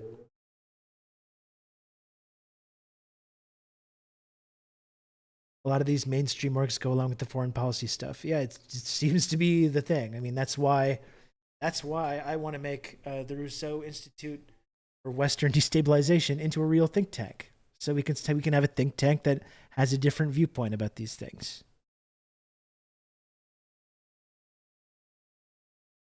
Was important that we expressed, that the Prime Minister expressed an understanding of the impact on the Ukrainians. Does it matter that the apology was not a personal apology, but on behalf of all Parliament? I think it's time for us to move on from discussions about what kind of apologies or when or how. It was an apology. We've seen the resignation of Speaker Anthony Rota. It's time to start repairing the harm, and we were very clear. We wanted to hear from the Prime Minister, to hear his reflection on the impacts this has had on the Jewish and many other communities. We got that today. Now let's start, mending and working to repair the damage done.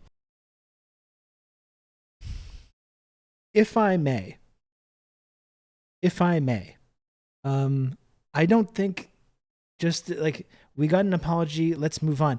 What I think would like cause healing is to have an actual investigation into how many of these, like this is a think tank or like an NGO that is, well, as you know, opposition conservative, who, like someone's pointing out in the chat, someone who did hunt Nazis. I think that's an apology and just saying we're so sorry that happened, let's move on from this. That is not like healing. I think what would be actually like healing and undoing some of this would be having an actual investigation into how many of these war criminals are still living in Canada and holding them actually accountable for being SS volunteers. An independent inquiry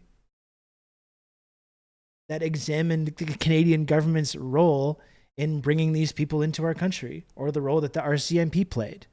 That's, I think, what would cause this wound to start healing. Not just like, oh, we're so sorry, let's move on, let's keep funding these exact people in Ukraine. Yeah, maybe we should rip up the monuments to these exact SS divisions that we still have.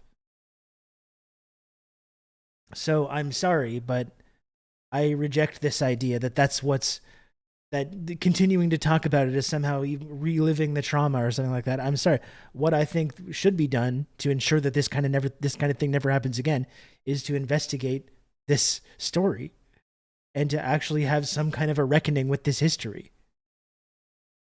In the same way that we can't reckon with our history of genocide of indigenous peoples. We can't just say like, oh, we're so sorry, we're going to put our flags to half-mast. We're so sorry, it was a mistake of the past, now let's move on.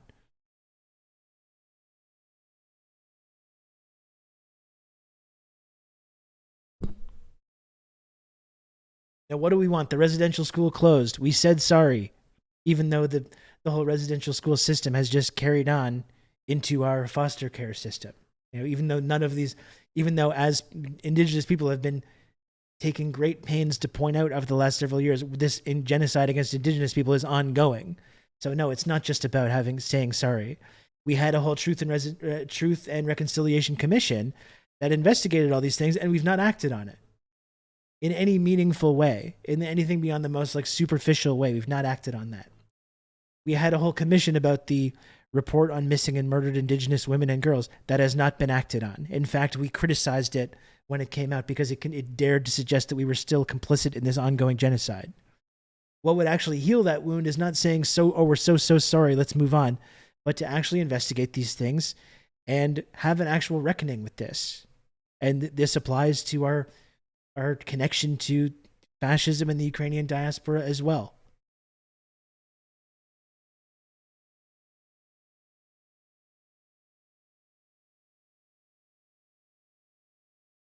How can we expect the people implicated in this to investigate it? Well, that's the thing. It has to be a independent, internationally connected investigation into this, into both of these subjects. I'm sorry, but I do not agree. We talked about it. We said sorry. He said sorry. We're satisfied with that. We don't want to upset the apple cart too much. I keep on using these weird phrases today. We don't want to upset the status quo too much. You got the apology. Let's just move on. No, I think we should investigate further, personally. I think we should investigate further. I think we should find out exactly how many of these SS guys are still living in our country. I think we should get to the bottom of that, and we should get to the bottom of how this happened in the first place and what role the Canadian government played and what role the RCMP played in resettling these people and to what end. That's what I think would like heal this sort of this situation.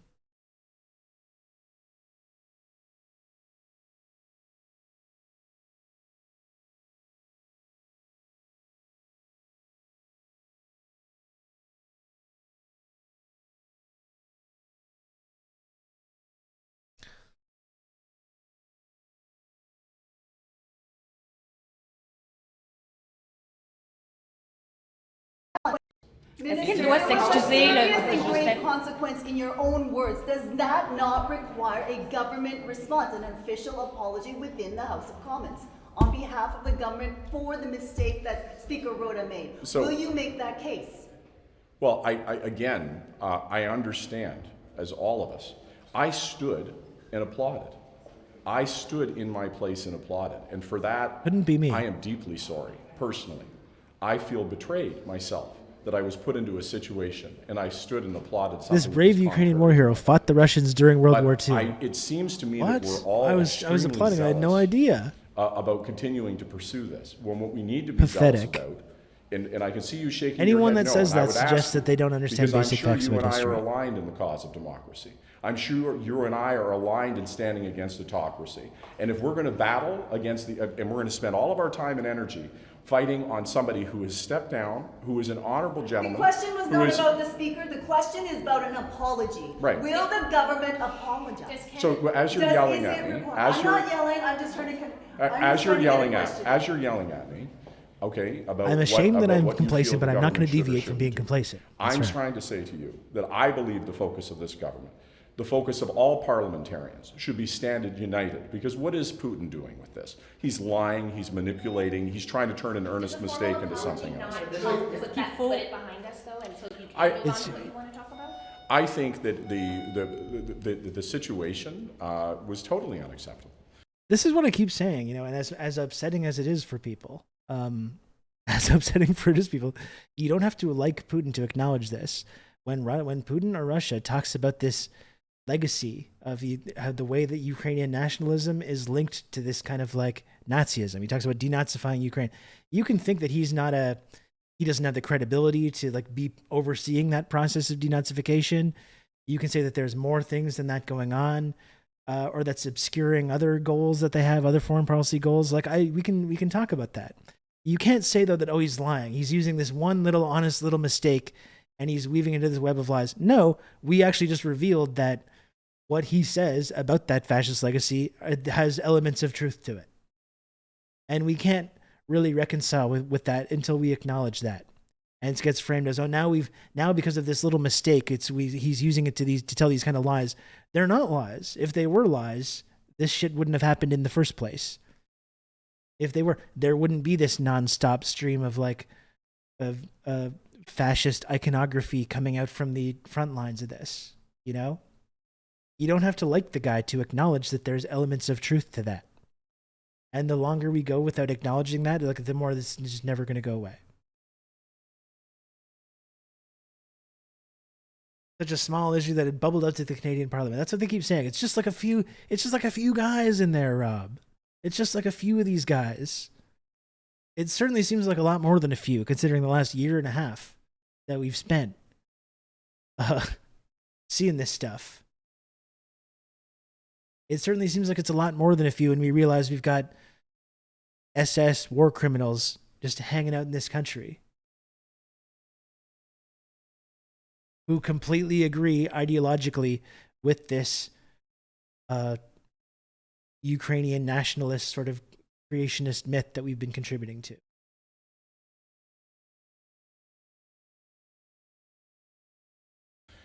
And that I'm not sure what folks are after here. I mean, in the questions.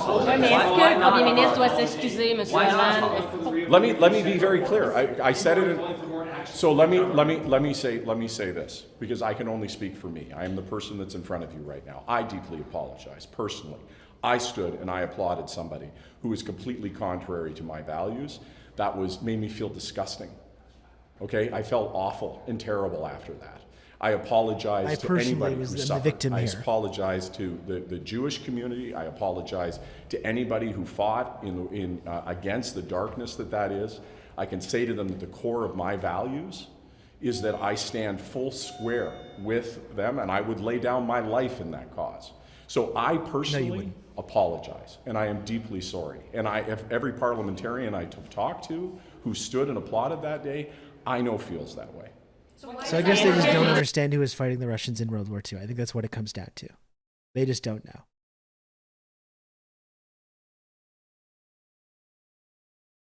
Was responsible. Justin Trudeau was responsible for This guy, you saw this guy fucking clapping to the House of Commons to give that speech. He was responsible for making the event a success. He is responsible for the officials at Global Affairs, the intelligence services, the Prime. I'm like,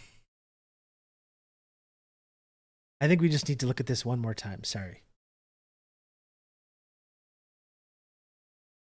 We obviously just need to look at this one more time.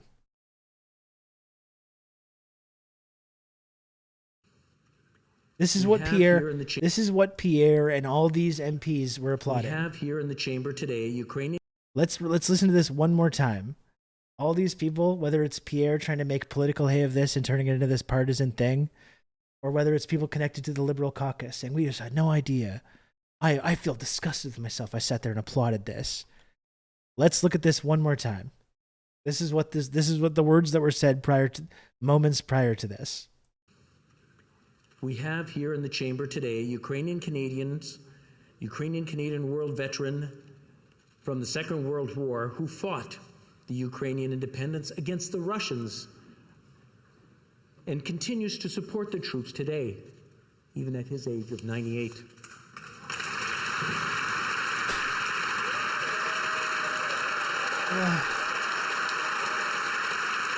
Like,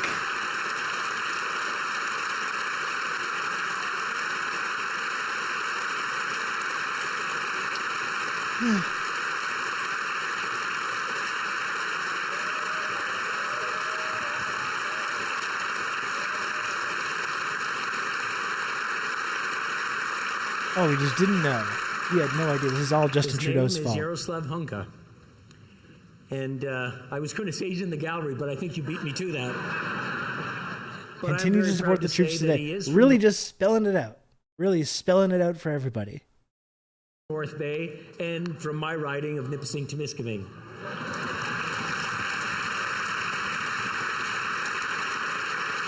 Who are the ones cheering? You're going to get an idea on the cheering people. It's fucking everybody. A Canadian hero, and we thank him for all his service. Thank you.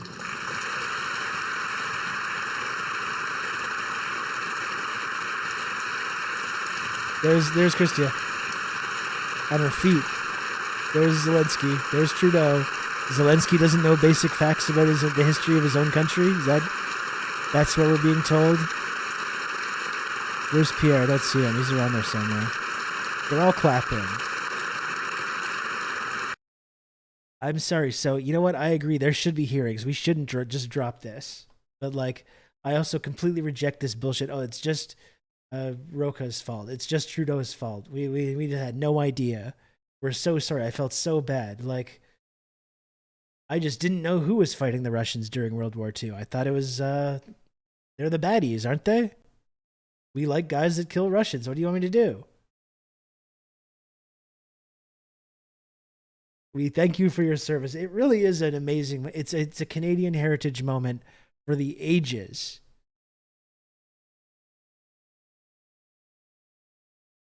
It is a Canadian heritage moment for the ages. They're never living this down.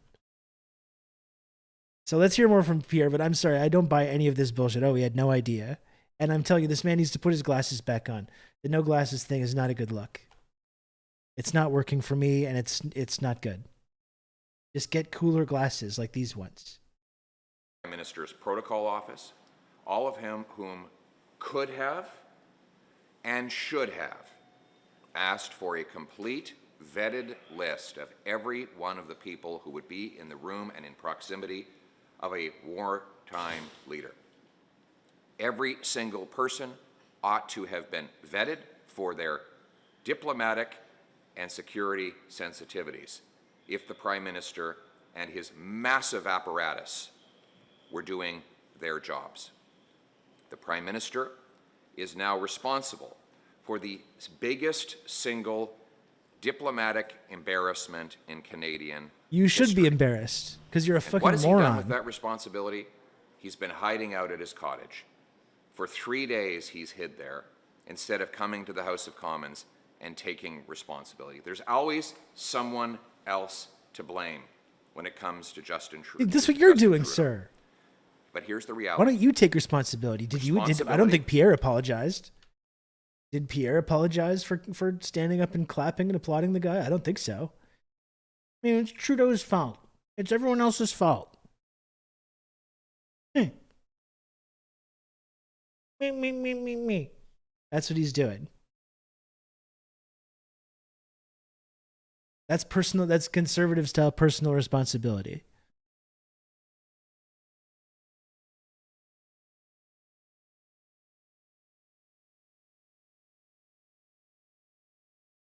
Yeah, and like Orblady's saying, like I totally understand why they're making political hay of it and turning it into a scandal, but it's really hypocritical. It is really, really hypocritical. And of course people are falling for it. Yeah, of course people are falling for it. Look at this smug expression on his face. Go together. If he wants the power, he has to take the responsibility and come to the floor of the House of Commons I think you're looking in a mirror. and apologize. You should apologize. To Jews, Poles, Ukrainians, and all Canadians. Justin Trudeau, do your job. Cutting a promo. Stop hiding. Right in the camera. Take responsibility. And This apologize. motherfucker will not take Thank you very much. responsibility. That's pathetic. That's pathetic behavior. Because arguably the damage has been done. So what will an apology do from the PM? Prime Minister needs to let the world know that he takes responsibility for this colossal failure that is the result of his personal negligence. He needs to pick up the phone and personally call President It's pathetic Zelensky and childish to not take responsibility for to pick up the phone and call what Jewish you're groups, doing. not just in Canada, but around the world, and apologize to them. He needs to reach out to the Polish embassy and apologize to Poles all around the world to let them know that he takes ownership for the massive harm and embarrassment and shame that his negligence has brought upon our country. Thank you very much. I think it's deeply pathetic. It's deeply pathetic that this guy was there and applauding this SS guy and won't take responsibility for himself and wants to blame everyone else. And yeah, Trudeau should apologize and did. And I think, yeah, you can't go for the jugular and ask him to step down. He can't even do that. I think our entire government should be resigned in disgrace over this, frankly. This is not a defense. When I'm talking about Pierre Poilievre, I'm not trying to defend Trudeau or the Liberal Party, as you know. But I think it's deeply pathetic to be like, oh, this is all Justin Trudeau's fault. And to not take responsibility yourself for not understanding basic facts about your country.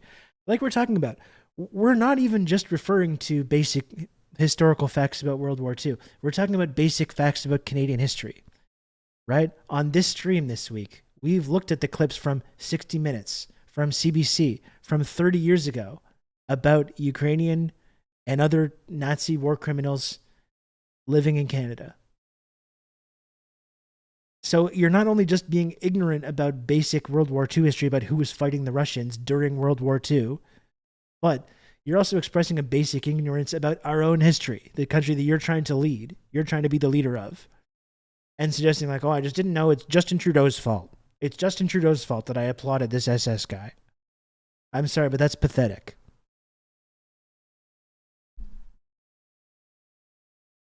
NDP are the only ones I would believe are caught blindsided by this, and I still think they should be removed also. There's just no excuse to not know who was fighting the Russians during World War II and to not understand this basic history and this basic Canadian history as well. There's no excuse, no matter how blindsided you were. As Jugme commented, yeah, we're deeply concerned. How did this happen?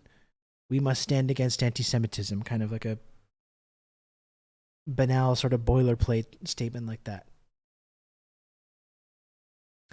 like I said, if you're part of the NDP, there's no excuse for the fact that you now buy into this revisionist version of historical events that have been created about World War II and the USSR. You know, if you've bought into that, well, I don't have sympathy for you when you get fooled by these moments. And you think, wait, during World War II, they were fighting Russians, but the Russians bad, so yeah, I think that makes sense. Yeah, well, sorry, fuck you. There's no excuse. If you're anywhere remotely on the left, there's no excuse to buy into that. Buy into that, again, this double genocide theory, which used to be widely regarded as Holocaust denialism.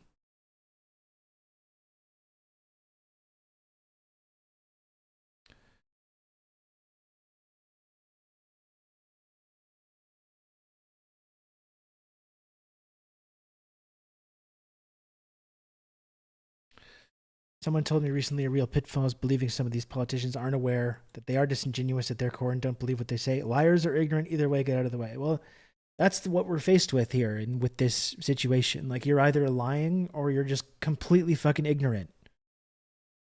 Either way, you're not qualified to like be in a position of political leadership in this country. You know? Just being like, I'm an ignorant fucking moron is not a good excuse. That doesn't fill me with confidence about our elected officials or our political system.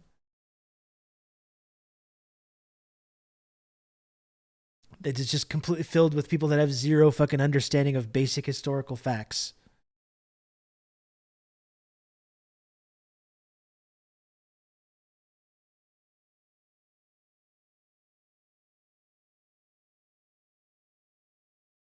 I don't know. Is there anything else about this?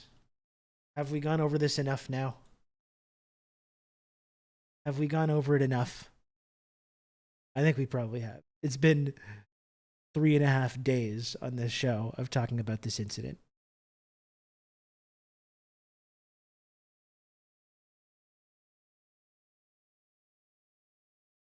The speaker supposedly was an ignorant moron, and at least he resigned as he should. They all should. Well, that's it. And they're counting on the fact that he resigned and he's taken the fall. He's being the fall guy for this. And they're trying to just like hold that up and then just to escape culpability and to move on.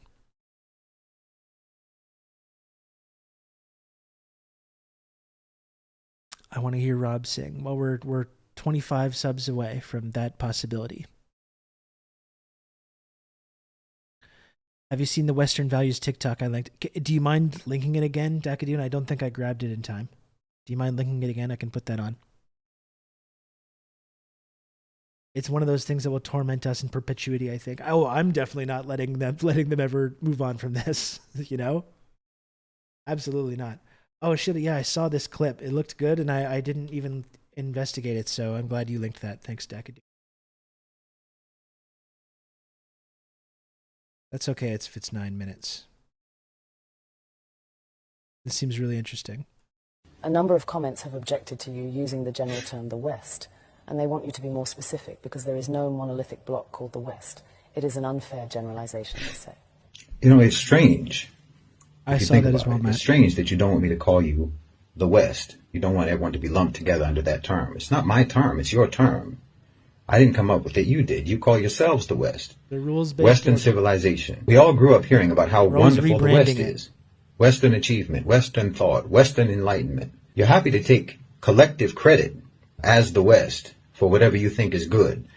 But for the bad things, you want to disassociate yourselves from it. When you're talking about the bad things, then you're like, well, what West are you talking about exactly? Who do you mean by the West? The way you people tell the story, people like Douglas Murray or Jordan Peterson or Sam Harris or Richard Dawkins or Hitchens, Christopher Hitchens, all these types, you would think that every European on the continent participated in painting the Sistine Chapel. Everyone painting in shifts. All of you collectively invented penicillin, from the telephone to airplanes. I already love this. The cotton gin to the microchip. You all did that as one gigantic team effort. We, the West, abolished slavery. We, the West, gave women the right to vote. What happened before that? We, the West, don't worry about developed modern technology. You like being called the West then. But just bring up just one of your innumerable atrocities. And then everyone starts looking around. Who, me? Oh, you must have me mistaken for some other person, some other West. Shaggy. It wasn't me. My forefathers didn't own slaves. My forefathers didn't slaughter the Native Americans. My forefathers were just poor, innocent peasants. I have nothing to do with it. Innocent as can be. You want to take collective credit, but you want to individualize blame. But you'll say that Isaac Newton, for example, is a product of the West. Michelangelo was a product of the West. Mozart was a product of the West. Leonardo da Vinci, Thomas Edison, Steve Jobs, they're all products of the West. But somehow your villains are all bastards. Illegitimate children that you don't want to claim. No. Hitler was your child. King Leopold was your child. Harry Truman was your child. A man who killed more people in a matter of seconds than anyone in the history of the human race. And not to mention every American president after Truman. From the Korean War to Vietnam to the dirty wars in Central and South America to Panama, the first and second wars in Iraq, Somalia, Afghanistan, Libya, Syria, and before Truman, I don't think that the United States has had a single decade in its history when it wasn't slaughtering some people somewhere in the world. These are all products of Western civilization too. But anytime these crimes get brought up, you deny collective responsibility. I mean, if I try to list all of your crimes, I can't even remember them all. But if I try to list just the ones that I can remember, your battery will die before I can even properly get started. I saw a video the other day of Amr Suleiman. And he was asked by some lady, some woman, who asked him, why don't Muslims condemn acts of terror by Muslim criminals? And he was trying to be patient, his style. He was trying to be kind. He was smiling, a very forced smile. And he said, no, Muslims always condemn these things. But why don't you condemn when one of your people murders Muslims in a mosque? And of course he has a point. But also, of course they don't. Of course you don't condemn those things. You've got statues of Winston Churchill, who starved millions of Bengalis and who used poison gas on the Kurds. You not only don't condemn your terrorists, you not only don't try them for war crimes as they should be tried, you re-elect them into office. Not just elect them, re-elect them. And you deny any responsibility for their atrocities. No, if you want to be called the West, when it comes to any positive achievements, then you have to accept being called the West for all the full catalog of inhuman, vicious, genocide, murder, rape, torture, bigotry, exploitation, oppression, assassinations, coups and subjugation, evil and brutality, all that your people have ever committed. That's why I always say Western civilization is a sarcastic term, because you never civilized. And, we made cool stuff is not a defense. Your approach to morality is, let's not and say we did. Let's not be moral, but say we are. You think that righteousness is denying the evil you do, not stopping yourselves from doing the evil. As long as you say you don't do it, or you call it something else, then somehow you're not evil when you do evil, as long as you don't admit it. It's upside down world. Every day is backwards day in the West. Bad is good, wrong is right. And I'm telling you, how on earth do you expect to ever stop doing blameworthy things if you think that you are immune from blame no matter what you do? Yes, okay, your forefathers were probably poor peasants. I agree with you. They didn't participate in the crimes of the West. They didn't participate in colonization or imperialism. But then they also have no reason to take pride in the achievements of the West either, and neither do you. They were victims of the West in their own way, and so are you. If you want to disassociate yourself from the crimes, then disassociate yourself from the achievements, and realize that you and your forefathers and your ancestors were all abandoned and betrayed and duped by propaganda about Western civilization. No one ever cared about your development or your forefathers' development. No one ever cared about your welfare or your forefathers' welfare. No one ever cared about your upliftment or theirs. No one ever cared about your life. Not yours, not your forefathers, not your ancestors. And the West doesn't care about you now. But here you are defending it. Like you have no self-esteem, like you have no pride. You and I both know the West doesn't care if you starve to death. They don't care if you get kicked out of your home and live on the streets. If you spend the rest of your life drowning in debt, they don't care. If you fry your brains on drugs, they don't care. And if you decide that life is too hard, they'll help you kill yourself. That's the West. And that's what the West thinks of you. The West didn't raise you right because you don't matter to the West. They don't care if you have knowledge. They don't care if you have an education. They'll pass you on up to the next grade whether or not you can read or write because you don't matter. Every day of your life, your civilization all around you is shouting at you in a million different voices that you don't matter. You're just a replaceable cog in the machine. Everyone in the West is regarded as disposable by the West, and still you defend it as the pinnacle of human refinement. You need to break that spell because you're living in a trance of propaganda that's all designed to keep you oblivious to your own humiliation. But then you'll get mad at me for trying to tell you to break that spell, to break that trance. You'll get mad at me because I'm trying to tell you that you need to stop being humiliated.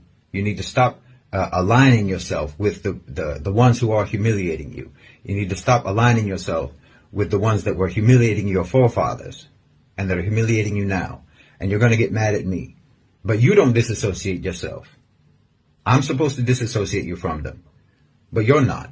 Why should I disassociate you from the West when you don't do it yourself? I'm trying to tell you that you need to break the trance. I'm trying to tell you that you need to break out of the propaganda. You need to break out of the indoctrination. You need to break out of the programming. But you're going to get mad at me for telling you that. And you want to hold on to the programming. You want to hold on to the indoctrination. And then while you're holding on to it, I'm supposed to separate you from the indoctrination that you're holding on to. So how are you supposed to change? God damn, dude. Oh my. Oh my, this guy's spitting. According to Diego, it's Shadik Bolsin, who I'm not familiar with. And evidently we need to get more familiar with because that was fantastic. I think the reason people were pointing out that it looks kind of weird or like an AI or something, it looks like it might be like this is zoomed in from probably a wider shot, and that maybe has been like upscaled with AI or something like that. That might be why it has that kind of vaguely artificial look to it. Yeah, that was fantastic though. And look, it's as you're absolutely correct, Dakadu, and like it really is like everything that we have talked about. You know, that's what the Rousseau Institute is about. That's what the Rousseau Institute of Western Destabilization. That's what it's about. We're being lied to. It's about waking people up from that propaganda. It's about deprogramming ourselves from that Western narrative. It's about promoting that exact viewpoint. That's exactly, I really do. I'm completely serious when I talk about this. I want to make this into like a real thing. Dude's spitting, but unfortunately I have to assume that he's deeply problematic in some other way because we can't ever have nice things. Well, we can have nuance when people say true things, and we can acknowledge it being true, and this is one of those cases. I'm not going to go ahead and co-sign every single one of this person's other beliefs who I've just seen for the first time now, but all of that was historically and materially accurate and important for people to listen to, I think.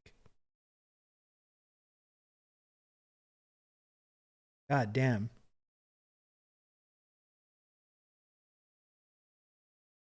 Yeah, it's like what it looks like when they enhance a 200 pixel video. That's right.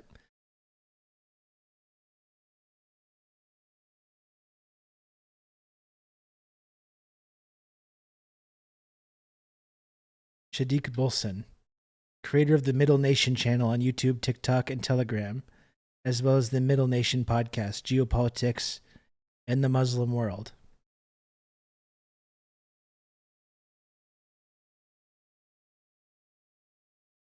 There's his Twitter. There's a YouTube channel as well. Assalamu alaikum wa rahmatullahi.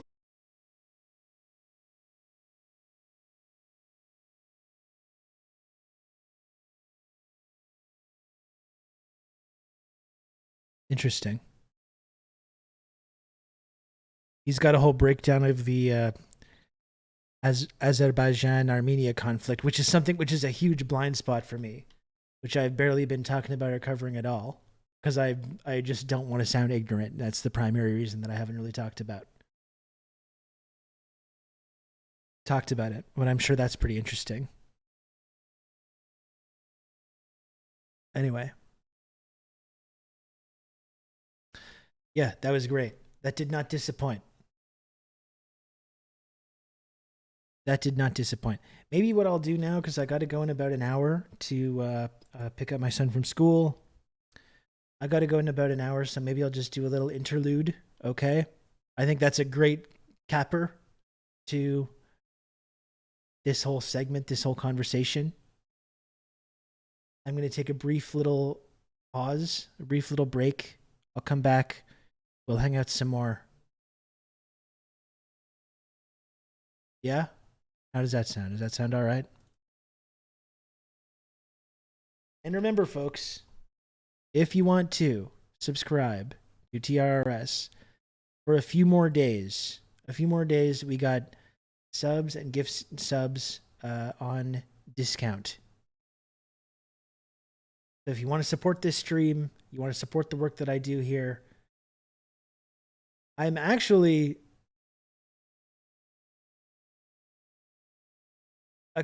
sometimes it's hard to know sometimes how many subs I have at any given time, because you can look at two different things. I'm looking at Stream Manager, that's giving me one number, and I'm giving me Analytics Overview, which is giving me a second lower number. I'm almost at, though, right now anyways, because of how extremely generous people have been over the last couple of weeks. After I came back from, I had to take time off because of my kid's school stuff and a short vacation. People have been very, very generous, helping me get back on my feet here, which I appreciate a lot. Approaching 800 subscribers at the moment. I'm not expecting that it's going to really stay there at that number, but I did say when I did reach 800 subscribers that I would eat on stream. I don't think I agreed to an entire package, but I would at least try to eat the 3 times spicy buldak ramen noodles, which the regular spicy buldak noodles are fucking spicy. They're at the, I like them, but it's at the upper limit of what I'm capable of ingesting. I can't even fathom how spicy those 3 times spicy types are. I did agree, though, to eat some of these noodles upon getting to 800 subs. If we get there, I will honor that. And at 1,000 subs, of course, that is when I will stream from the bath.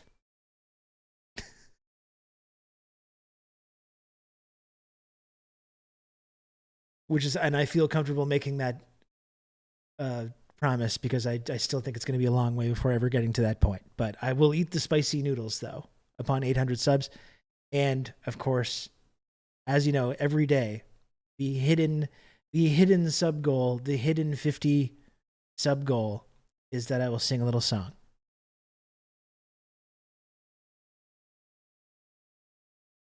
So again, if you want to support this channel, you want to support the work that I do here on Twitch, as I said, our mainstream media is, when it comes to this Parliament Nazi issue, is not good, or really any other issue. And it's my honor and privilege to be able to talk about these issues each and every day here on Twitch and to help talk you through all this stuff. So if you can, please subscribe to the program. Again, it's on sale right now. It's on discount. It's Slubtember. It's the last final days of Slubtember. If you can, please subscribe to TRRS. It helps me a lot. I appreciate it a lot. It's the only way that I'm able to still do this program. Thank you.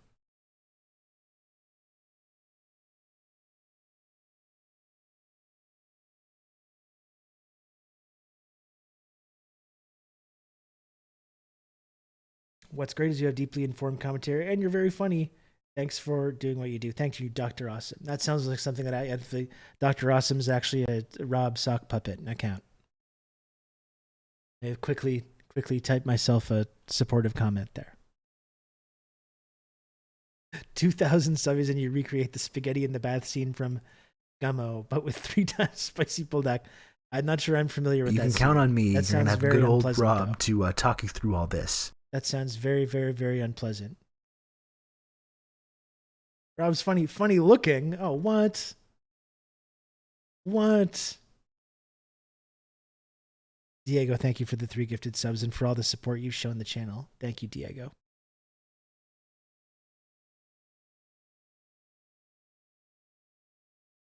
Yeah, that's just devastating.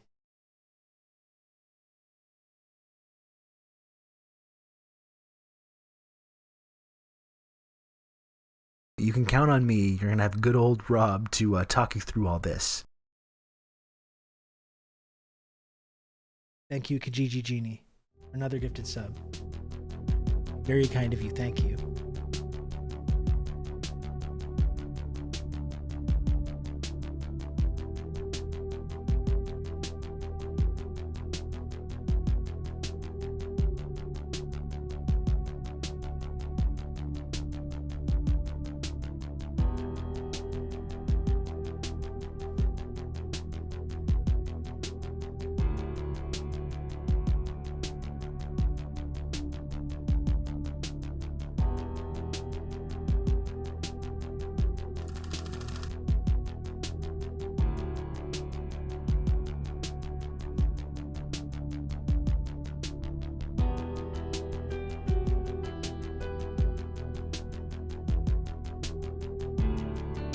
Okay, I'm gonna take a few minute break.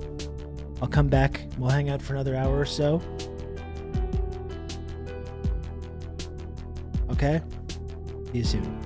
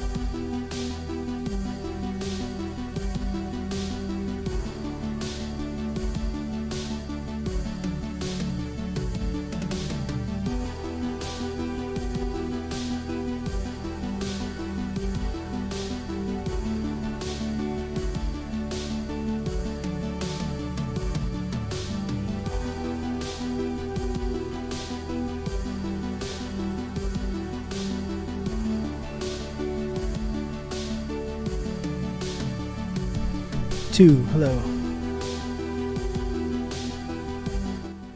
I just went and had a little lie down.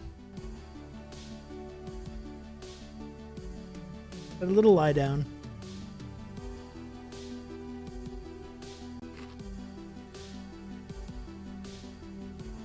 It was nice.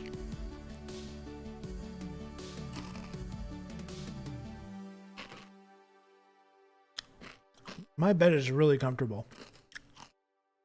I got snacks. Got some jalapeno flavored chips here. Kettle cooked, or whatever it is. I had a nice little lie down. I got a snack. Yeah, my bed is very comfortable.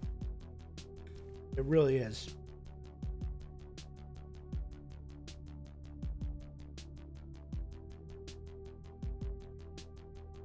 I'm here. We can begin. Oh, good. Well, probably go back and just redo the whole first half.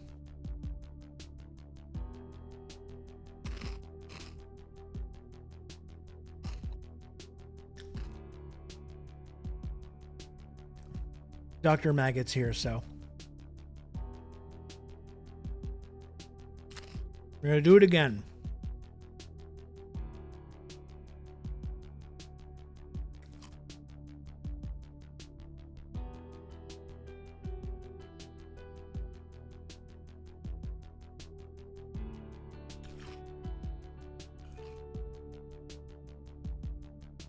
They've got mini versions of Doritos and Sun Chips in Pringles cans. My son loves them. That does sound pretty good. My son really just loves a plain regular chip. He's a big fan of those.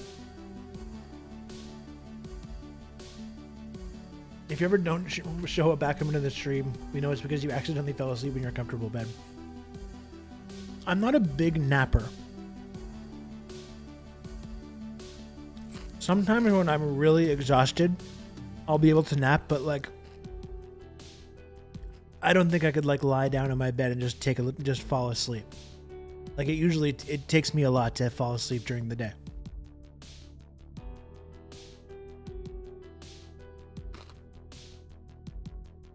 Dr. Maggot, we're already all over that. I guess we really do just have to redo the whole thing, don't we? I should just put the last like 20 minutes of the show on screen now. Just so Dr. Maggot can get the full experience. And I can just kind of chill out while my past self does my job for me.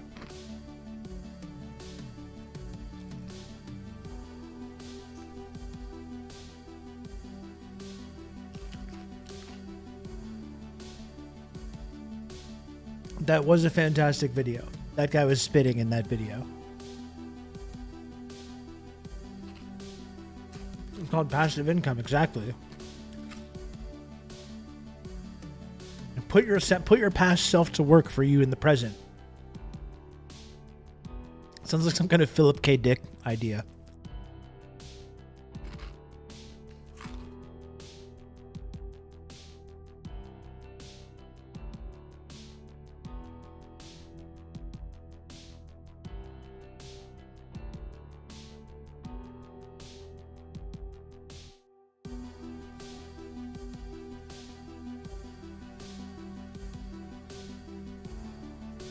Watch yourself make a good point and clap between chips. Exactly.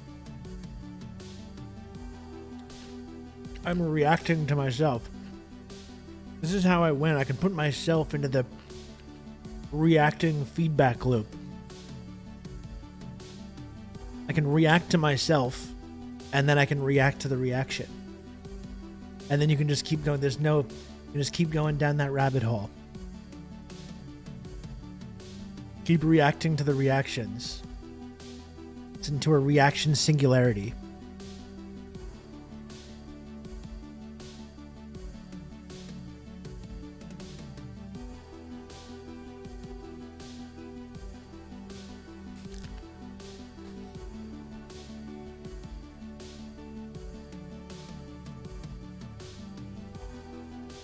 Why not just AI yourself? Eventually. I just don't think the technology's there yet, but eventually, yeah, I would love to just train an AI just to...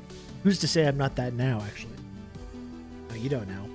If I could just train an AI to do this and I could just chill out, that would be good too.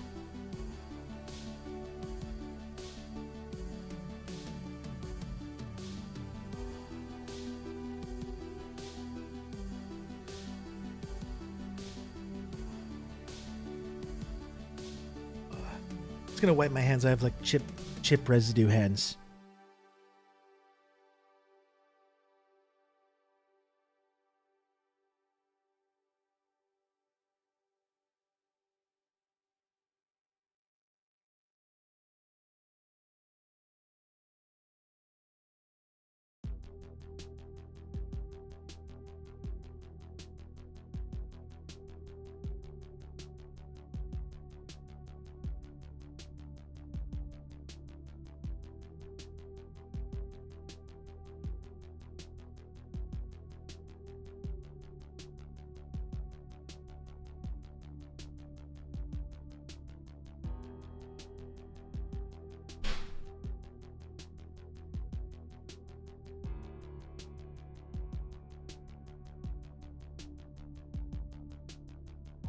There was a GOP candidate that created an AI of himself instead of going to the debate. Yeah, his name is Marco Rubio. Remember when he was doing those talking points? Let's dispel with the notion that Barack Obama does not know what he's doing. He knows exactly what he's doing.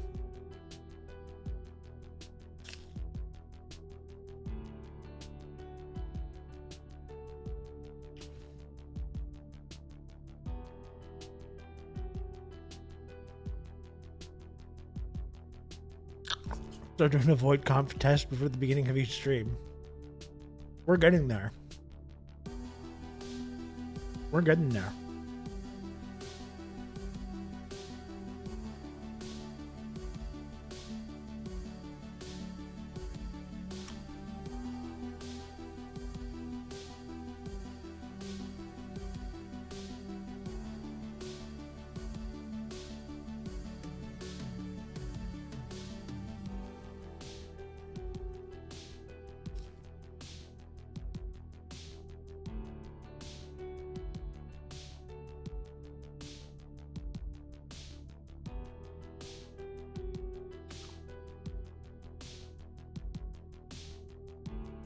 Thank you, Diego. So you're seeing me eat. These are great props here. Look at these props.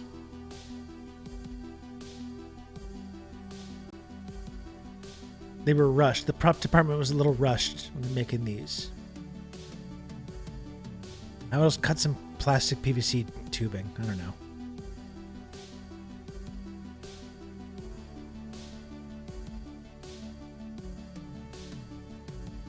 We gotta get this done. We gotta shoot this scene tomorrow. Head down to the hardware store. We gotta get some stuff.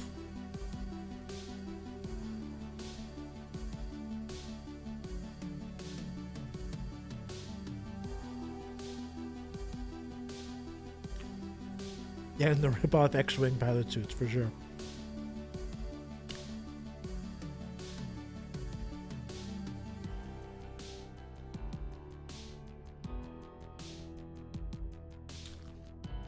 Did we see the line Chris Christie rehearsed where he called the orange man Donald Duck because he kept ducking the debate?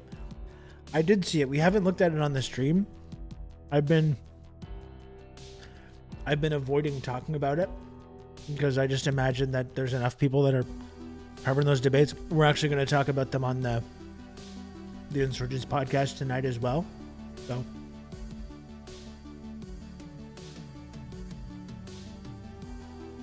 I haven't been looking at too much of that stuff. That was very funny, though. Chris Christie doesn't quite have the same fastball, I don't think. It's so bad. And then he has this smug look on his face after, which makes it even funnier.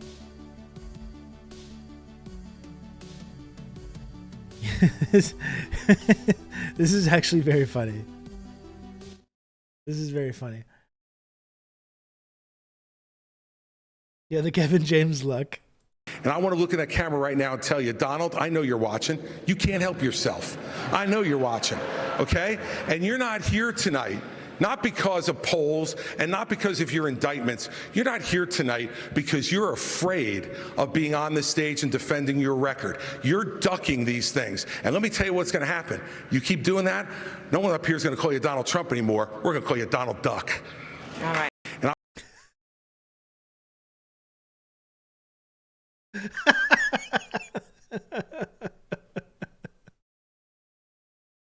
You really thought you had something with that.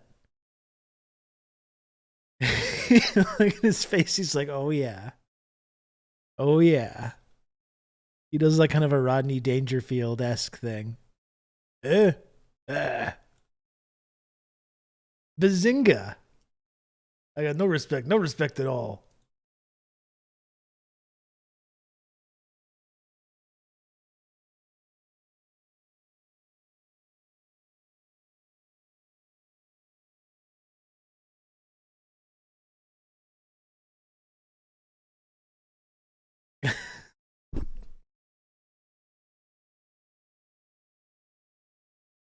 I don't know who's avoiding me more. Is it Donald Trump or is it my wife?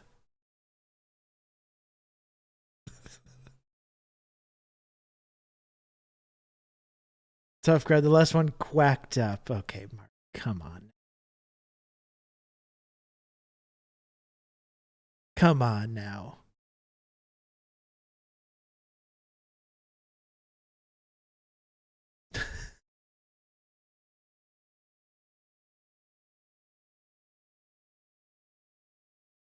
Anyway, yeah, that was pretty good. We don't need to look at more segments from the debate. I think that pretty much sums it all up. I think.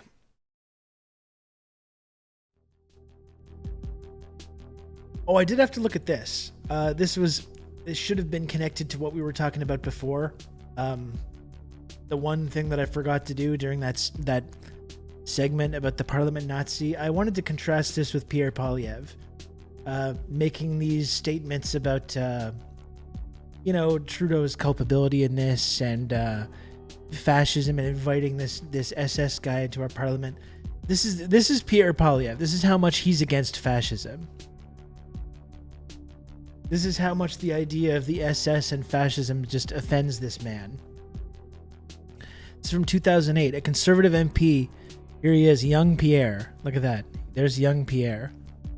A conservative MP on Wednesday told an Ottawa radio station that former residential school students need a stronger work ethic, not more compensation dollars, has apologized for his comments. That's how offended Pierre Poilievre is by these SS guys gracing our parliament.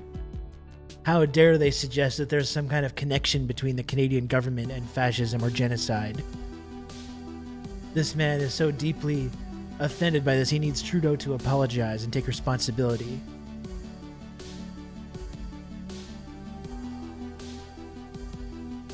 Pierre dreams of collaborating in Vichy France, exactly.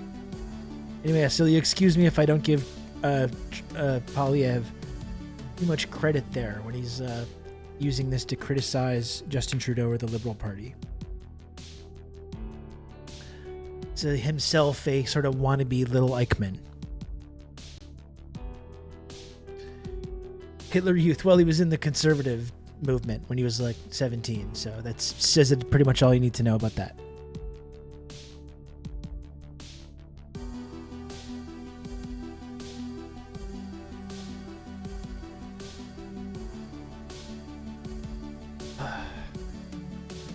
So yeah, I gotta go in about 20 minutes, folks. So I don't think I'll get into anything too serious.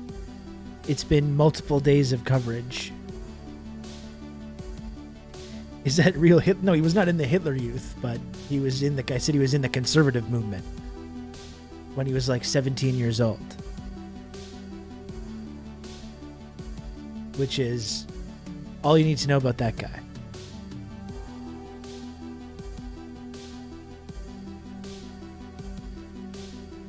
Yeah, I don't think we need to get into anything too serious. We've done many days of coverage now of this story, and I think it was worthwhile to do. I think it was important to discuss this.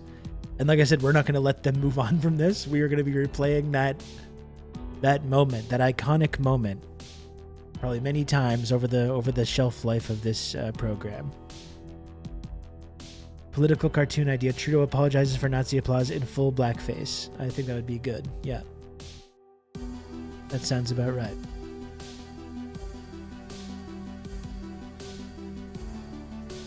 Trudeau in the cocaine plane was a pretty funny addition to the timeline today. Well, it's because now there's this whole reactionary Indian media establishment that's now targeting Trudeau, which I guess, according to people that are more familiar with media in India, are this is Westerners don't even know how crazy the conservative and media is over here. It's like all the extremes of Fox News, but really dialed up in intensity, dialed up in disinformation as well. So now this is targeting Trudeau. All kinds of crazy stories are coming out about it.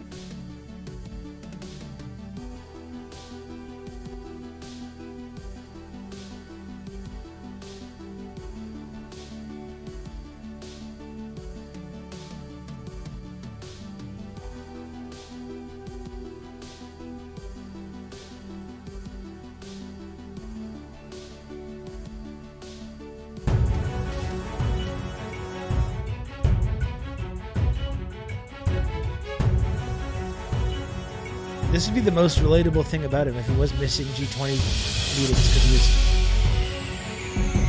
blasted on cocaine.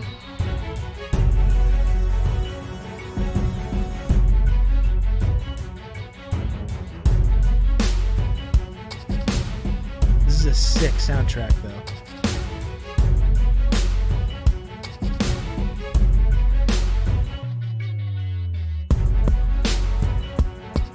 Any insights on the tension? I don't know. I mean, like I said, we made these claims. I find it unlikely that Trudeau would make these claims about these Sikh activists being assassinated without getting the okay from the U.S. State Department. And I think the intelligence that actually backed up those claims was provided by the Five Eyes and by the U.S. and the CIA. So it's kind of interesting how they've tried to distance themselves from it. They're not exactly backing us up. You can count on me. You're going to have good old Rob to talk you through all this. Nodders. Sir Brain Damage, thanks for 19 months tier 1. Thank you, Sir Brain Damage.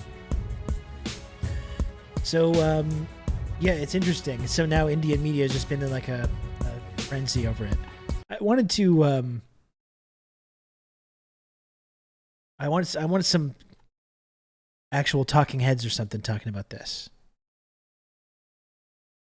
I want to see some talking heads from... Here we go. बता दूं कि मैं गुरुवायूर होके आ रहा हूं तो मैं अपने केश जो थे वहां भगवान श्री कृष्ण के चरणों में अर्पित करके आया No subtitles on आपने this. ट्रूडो के दिमाग के बारे में पूछा है क्या दिमाग उसका अरे वो तो नन्हा सा छोटा सा दूध पीता हुआ बच्चा है उसको इंटरनेशनल रिलेशंस के बारे में क्या मालूम है सर क्या उसने शब्द इस्तेमाल किया था I need to see some subtitles. के स्टेटमेंट में क्रेडिबल एलिगेशंस सर मुझे भी क्रेडिबल झूठ किसी ने बताया है कि ये पागल हो गया आदमी वो क्रेडिबल झूठ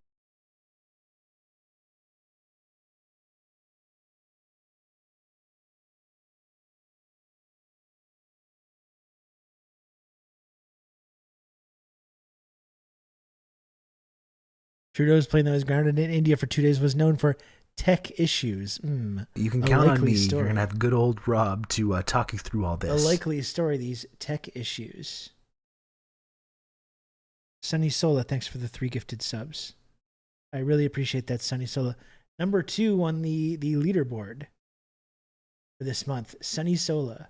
Very, very much appreciated all the support, Sunny Sola. Thank you.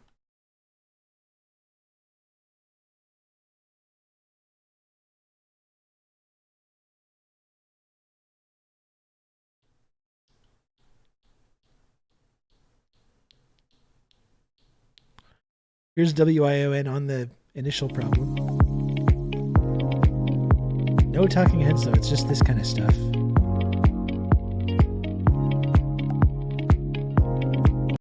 Here's their coverage of this story though. Is Canada a nest for Nazis? Why is Canada rolling out a red carpet for a man who fought for them?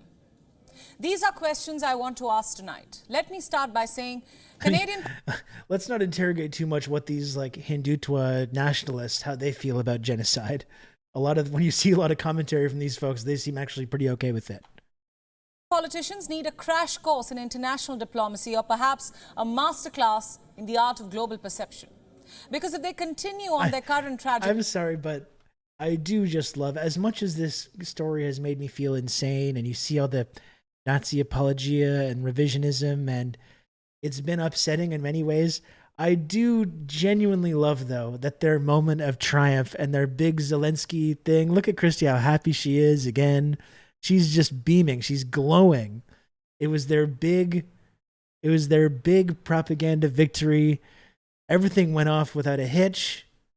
The speech was well received by everybody. And I just do really love how that was taken away from them and spiraled into this international embarrassment that they're all apologizing for and trying to walk away from. There's something just delectable about that, you know? This was their big moment. And I really do genuinely love how much it so epically and embarrassingly blew up in their faces. Wasn't Chrystia Freeland's grandpa an editor for a Nazi paper? Yes, he was. Michael Chomiak. Like I said on Twitter, like when this was going on, the whole honoring of this Waffen SS guy in our parliament is like the culmination of Chrystia Freeland's entire family's life work.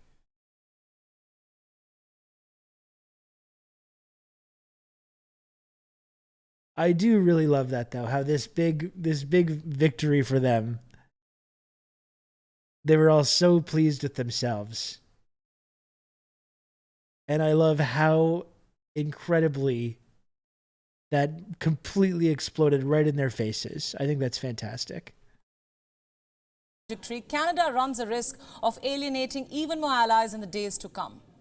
Just last week, Canada found itself playing host to an extraordinary guest of honor, a Ukrainian war hero no less. The 98-year-old But enough about Zelensky. Yaroslav Hunka received a standing ovation in Canada's House of Commons. However, Sunday brought an unexpected twist. The Speaker of the House issued a public apology. But do you know why? I really do, folks, fervently believe that shithead leftists on Twitter turned this into an international scandal. I really do believe that. I really believe it. Which I think is remarkable.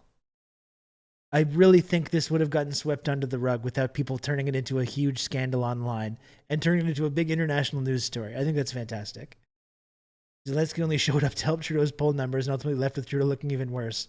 There's just something just so delectable about that. So enjoyable. Because of the man for whom Canada decided to roll out on the Twitter red carpet. keep winning. You see, this war veteran once We got fought to for take the we got to Nazis take the wins we can get.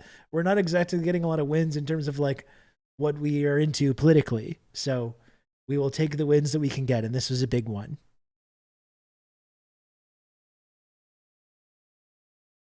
during World War II. And now Canada stands red-faced in the spotlight again. The controversy first erupted last week over a photo from Canada's House of Commons. It showed a smiling Ukrainian President Volodymyr Zelensky standing alongside Canadian Prime Minister Justin Trudeau while applauding a person outside the frame. Ukrainian Canadian world veteran from the Second World War who fought the Ukrainian independence against the Russians and continues to support the troops today, even at his age of 98.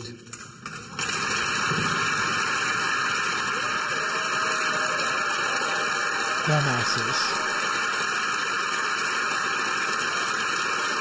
Yeah, he was really trying not to, Dr. Matt. He was trying to go full Dr. Strangelove.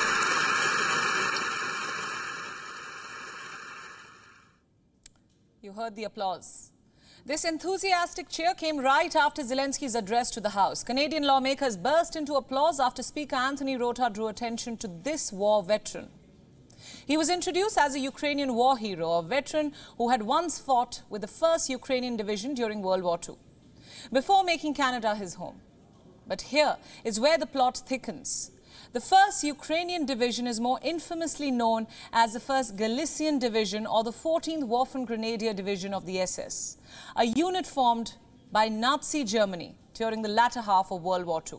Whoops. Comprising primarily Ukrainian collaborators from the western part of the country, this notorious division was embroiled in a brutal anti-partisan warfare. Its members stand accused of committing horrendous atrocities against Polish, Jewish, and Russian civilians.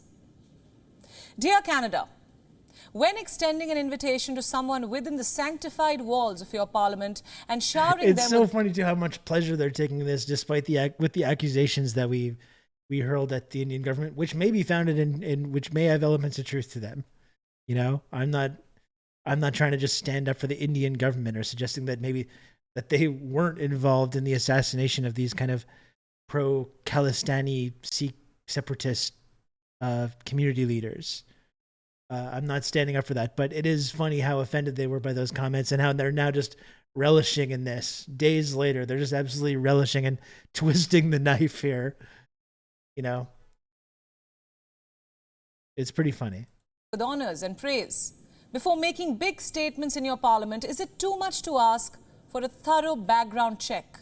No, I mean, El Bob Kit. I mean, we don't even need to look at the rest of this clip. I think we get the gist of it.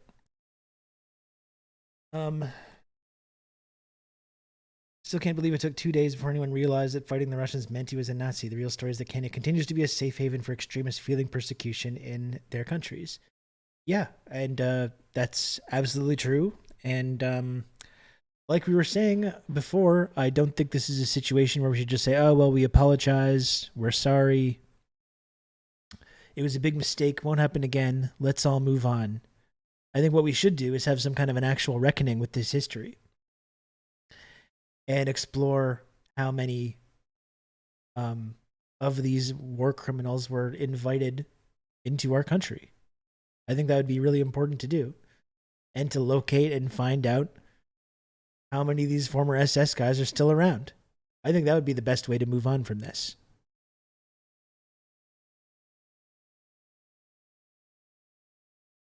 Yeah, it took 2 days before anyone realized. But that's the thing. It's like, I really think no one would have said anything.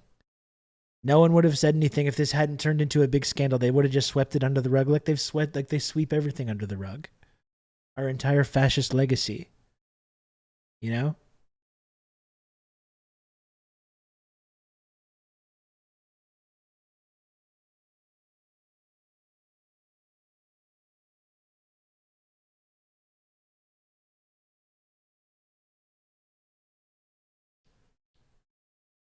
Folks, I am 2 subs away from the goal. Thanks to the generosity of this community, and also because of the Slubtember discounts, I have hit my sub goal every single day this week, which is really fantastic. Like, ideally, I need to be doing that every single day. I know that's not always possible. I think the community needs to be like, you've just bigger. Become an elite member of the Friendship Triangle. I was just saying, I think the community kind of needs to be bigger to get to the point where I'm consistently doing that day after day after day. But it's been really great this week to be able to be hitting those targets. Like I said, it's really helped me sort of get back on my feet after my income took a big hit over the last couple of months. So thank you, Sir Brain Damage. Sir Brain Damage, thank you so much. Very, very generous. 5 gifted subs from Sir Brain Damage.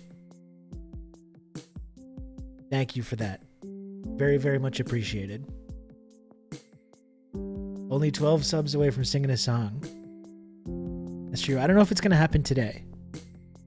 I've got to, I'm drowning in trickle-down cloud. Exactly. I would hope so.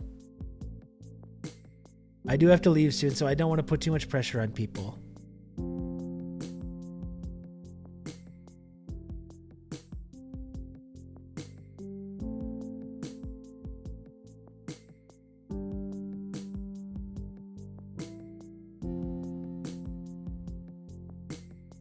But this has been wonderful.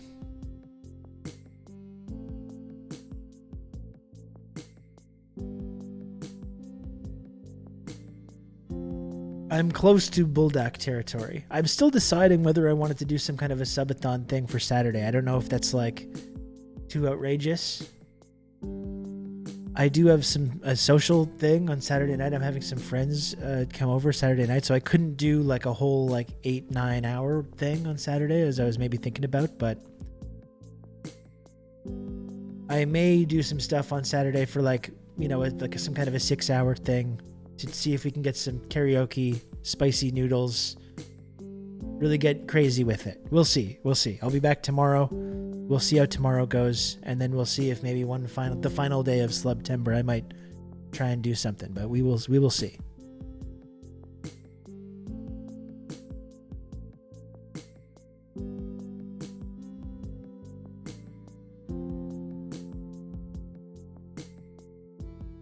Yeah, I really just wish this was how much subs cost all the time, and also I wish Twitch didn't take 50% of the slubs. That would also be nice. If Twitch was taking 25 or 30% of the subscriptions that I got on this channel, that would be a huge material impact to my ability to earn a living from doing this. But Jeff Bezos needs to build more wings in his mansion, to put more bathrooms, because he has some kind of weird piss fetish with his workers. So my boss, Jeff Bezos, he needs that money. So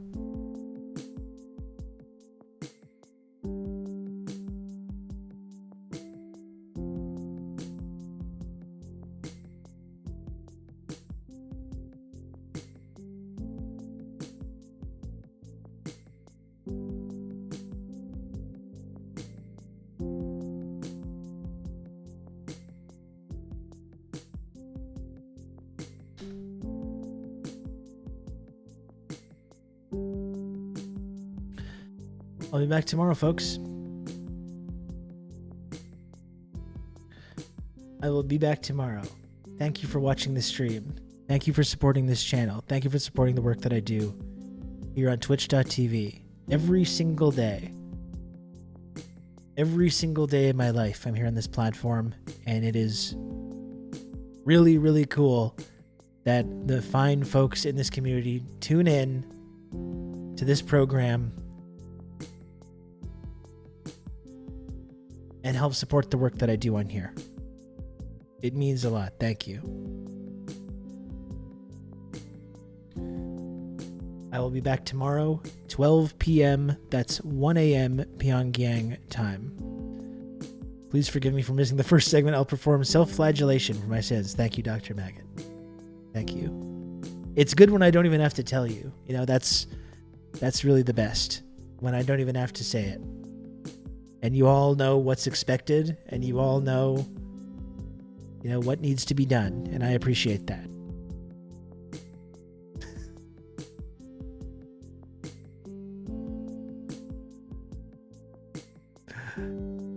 I'll see you folks tomorrow. Give my regards to our friend Larry. Goodbye.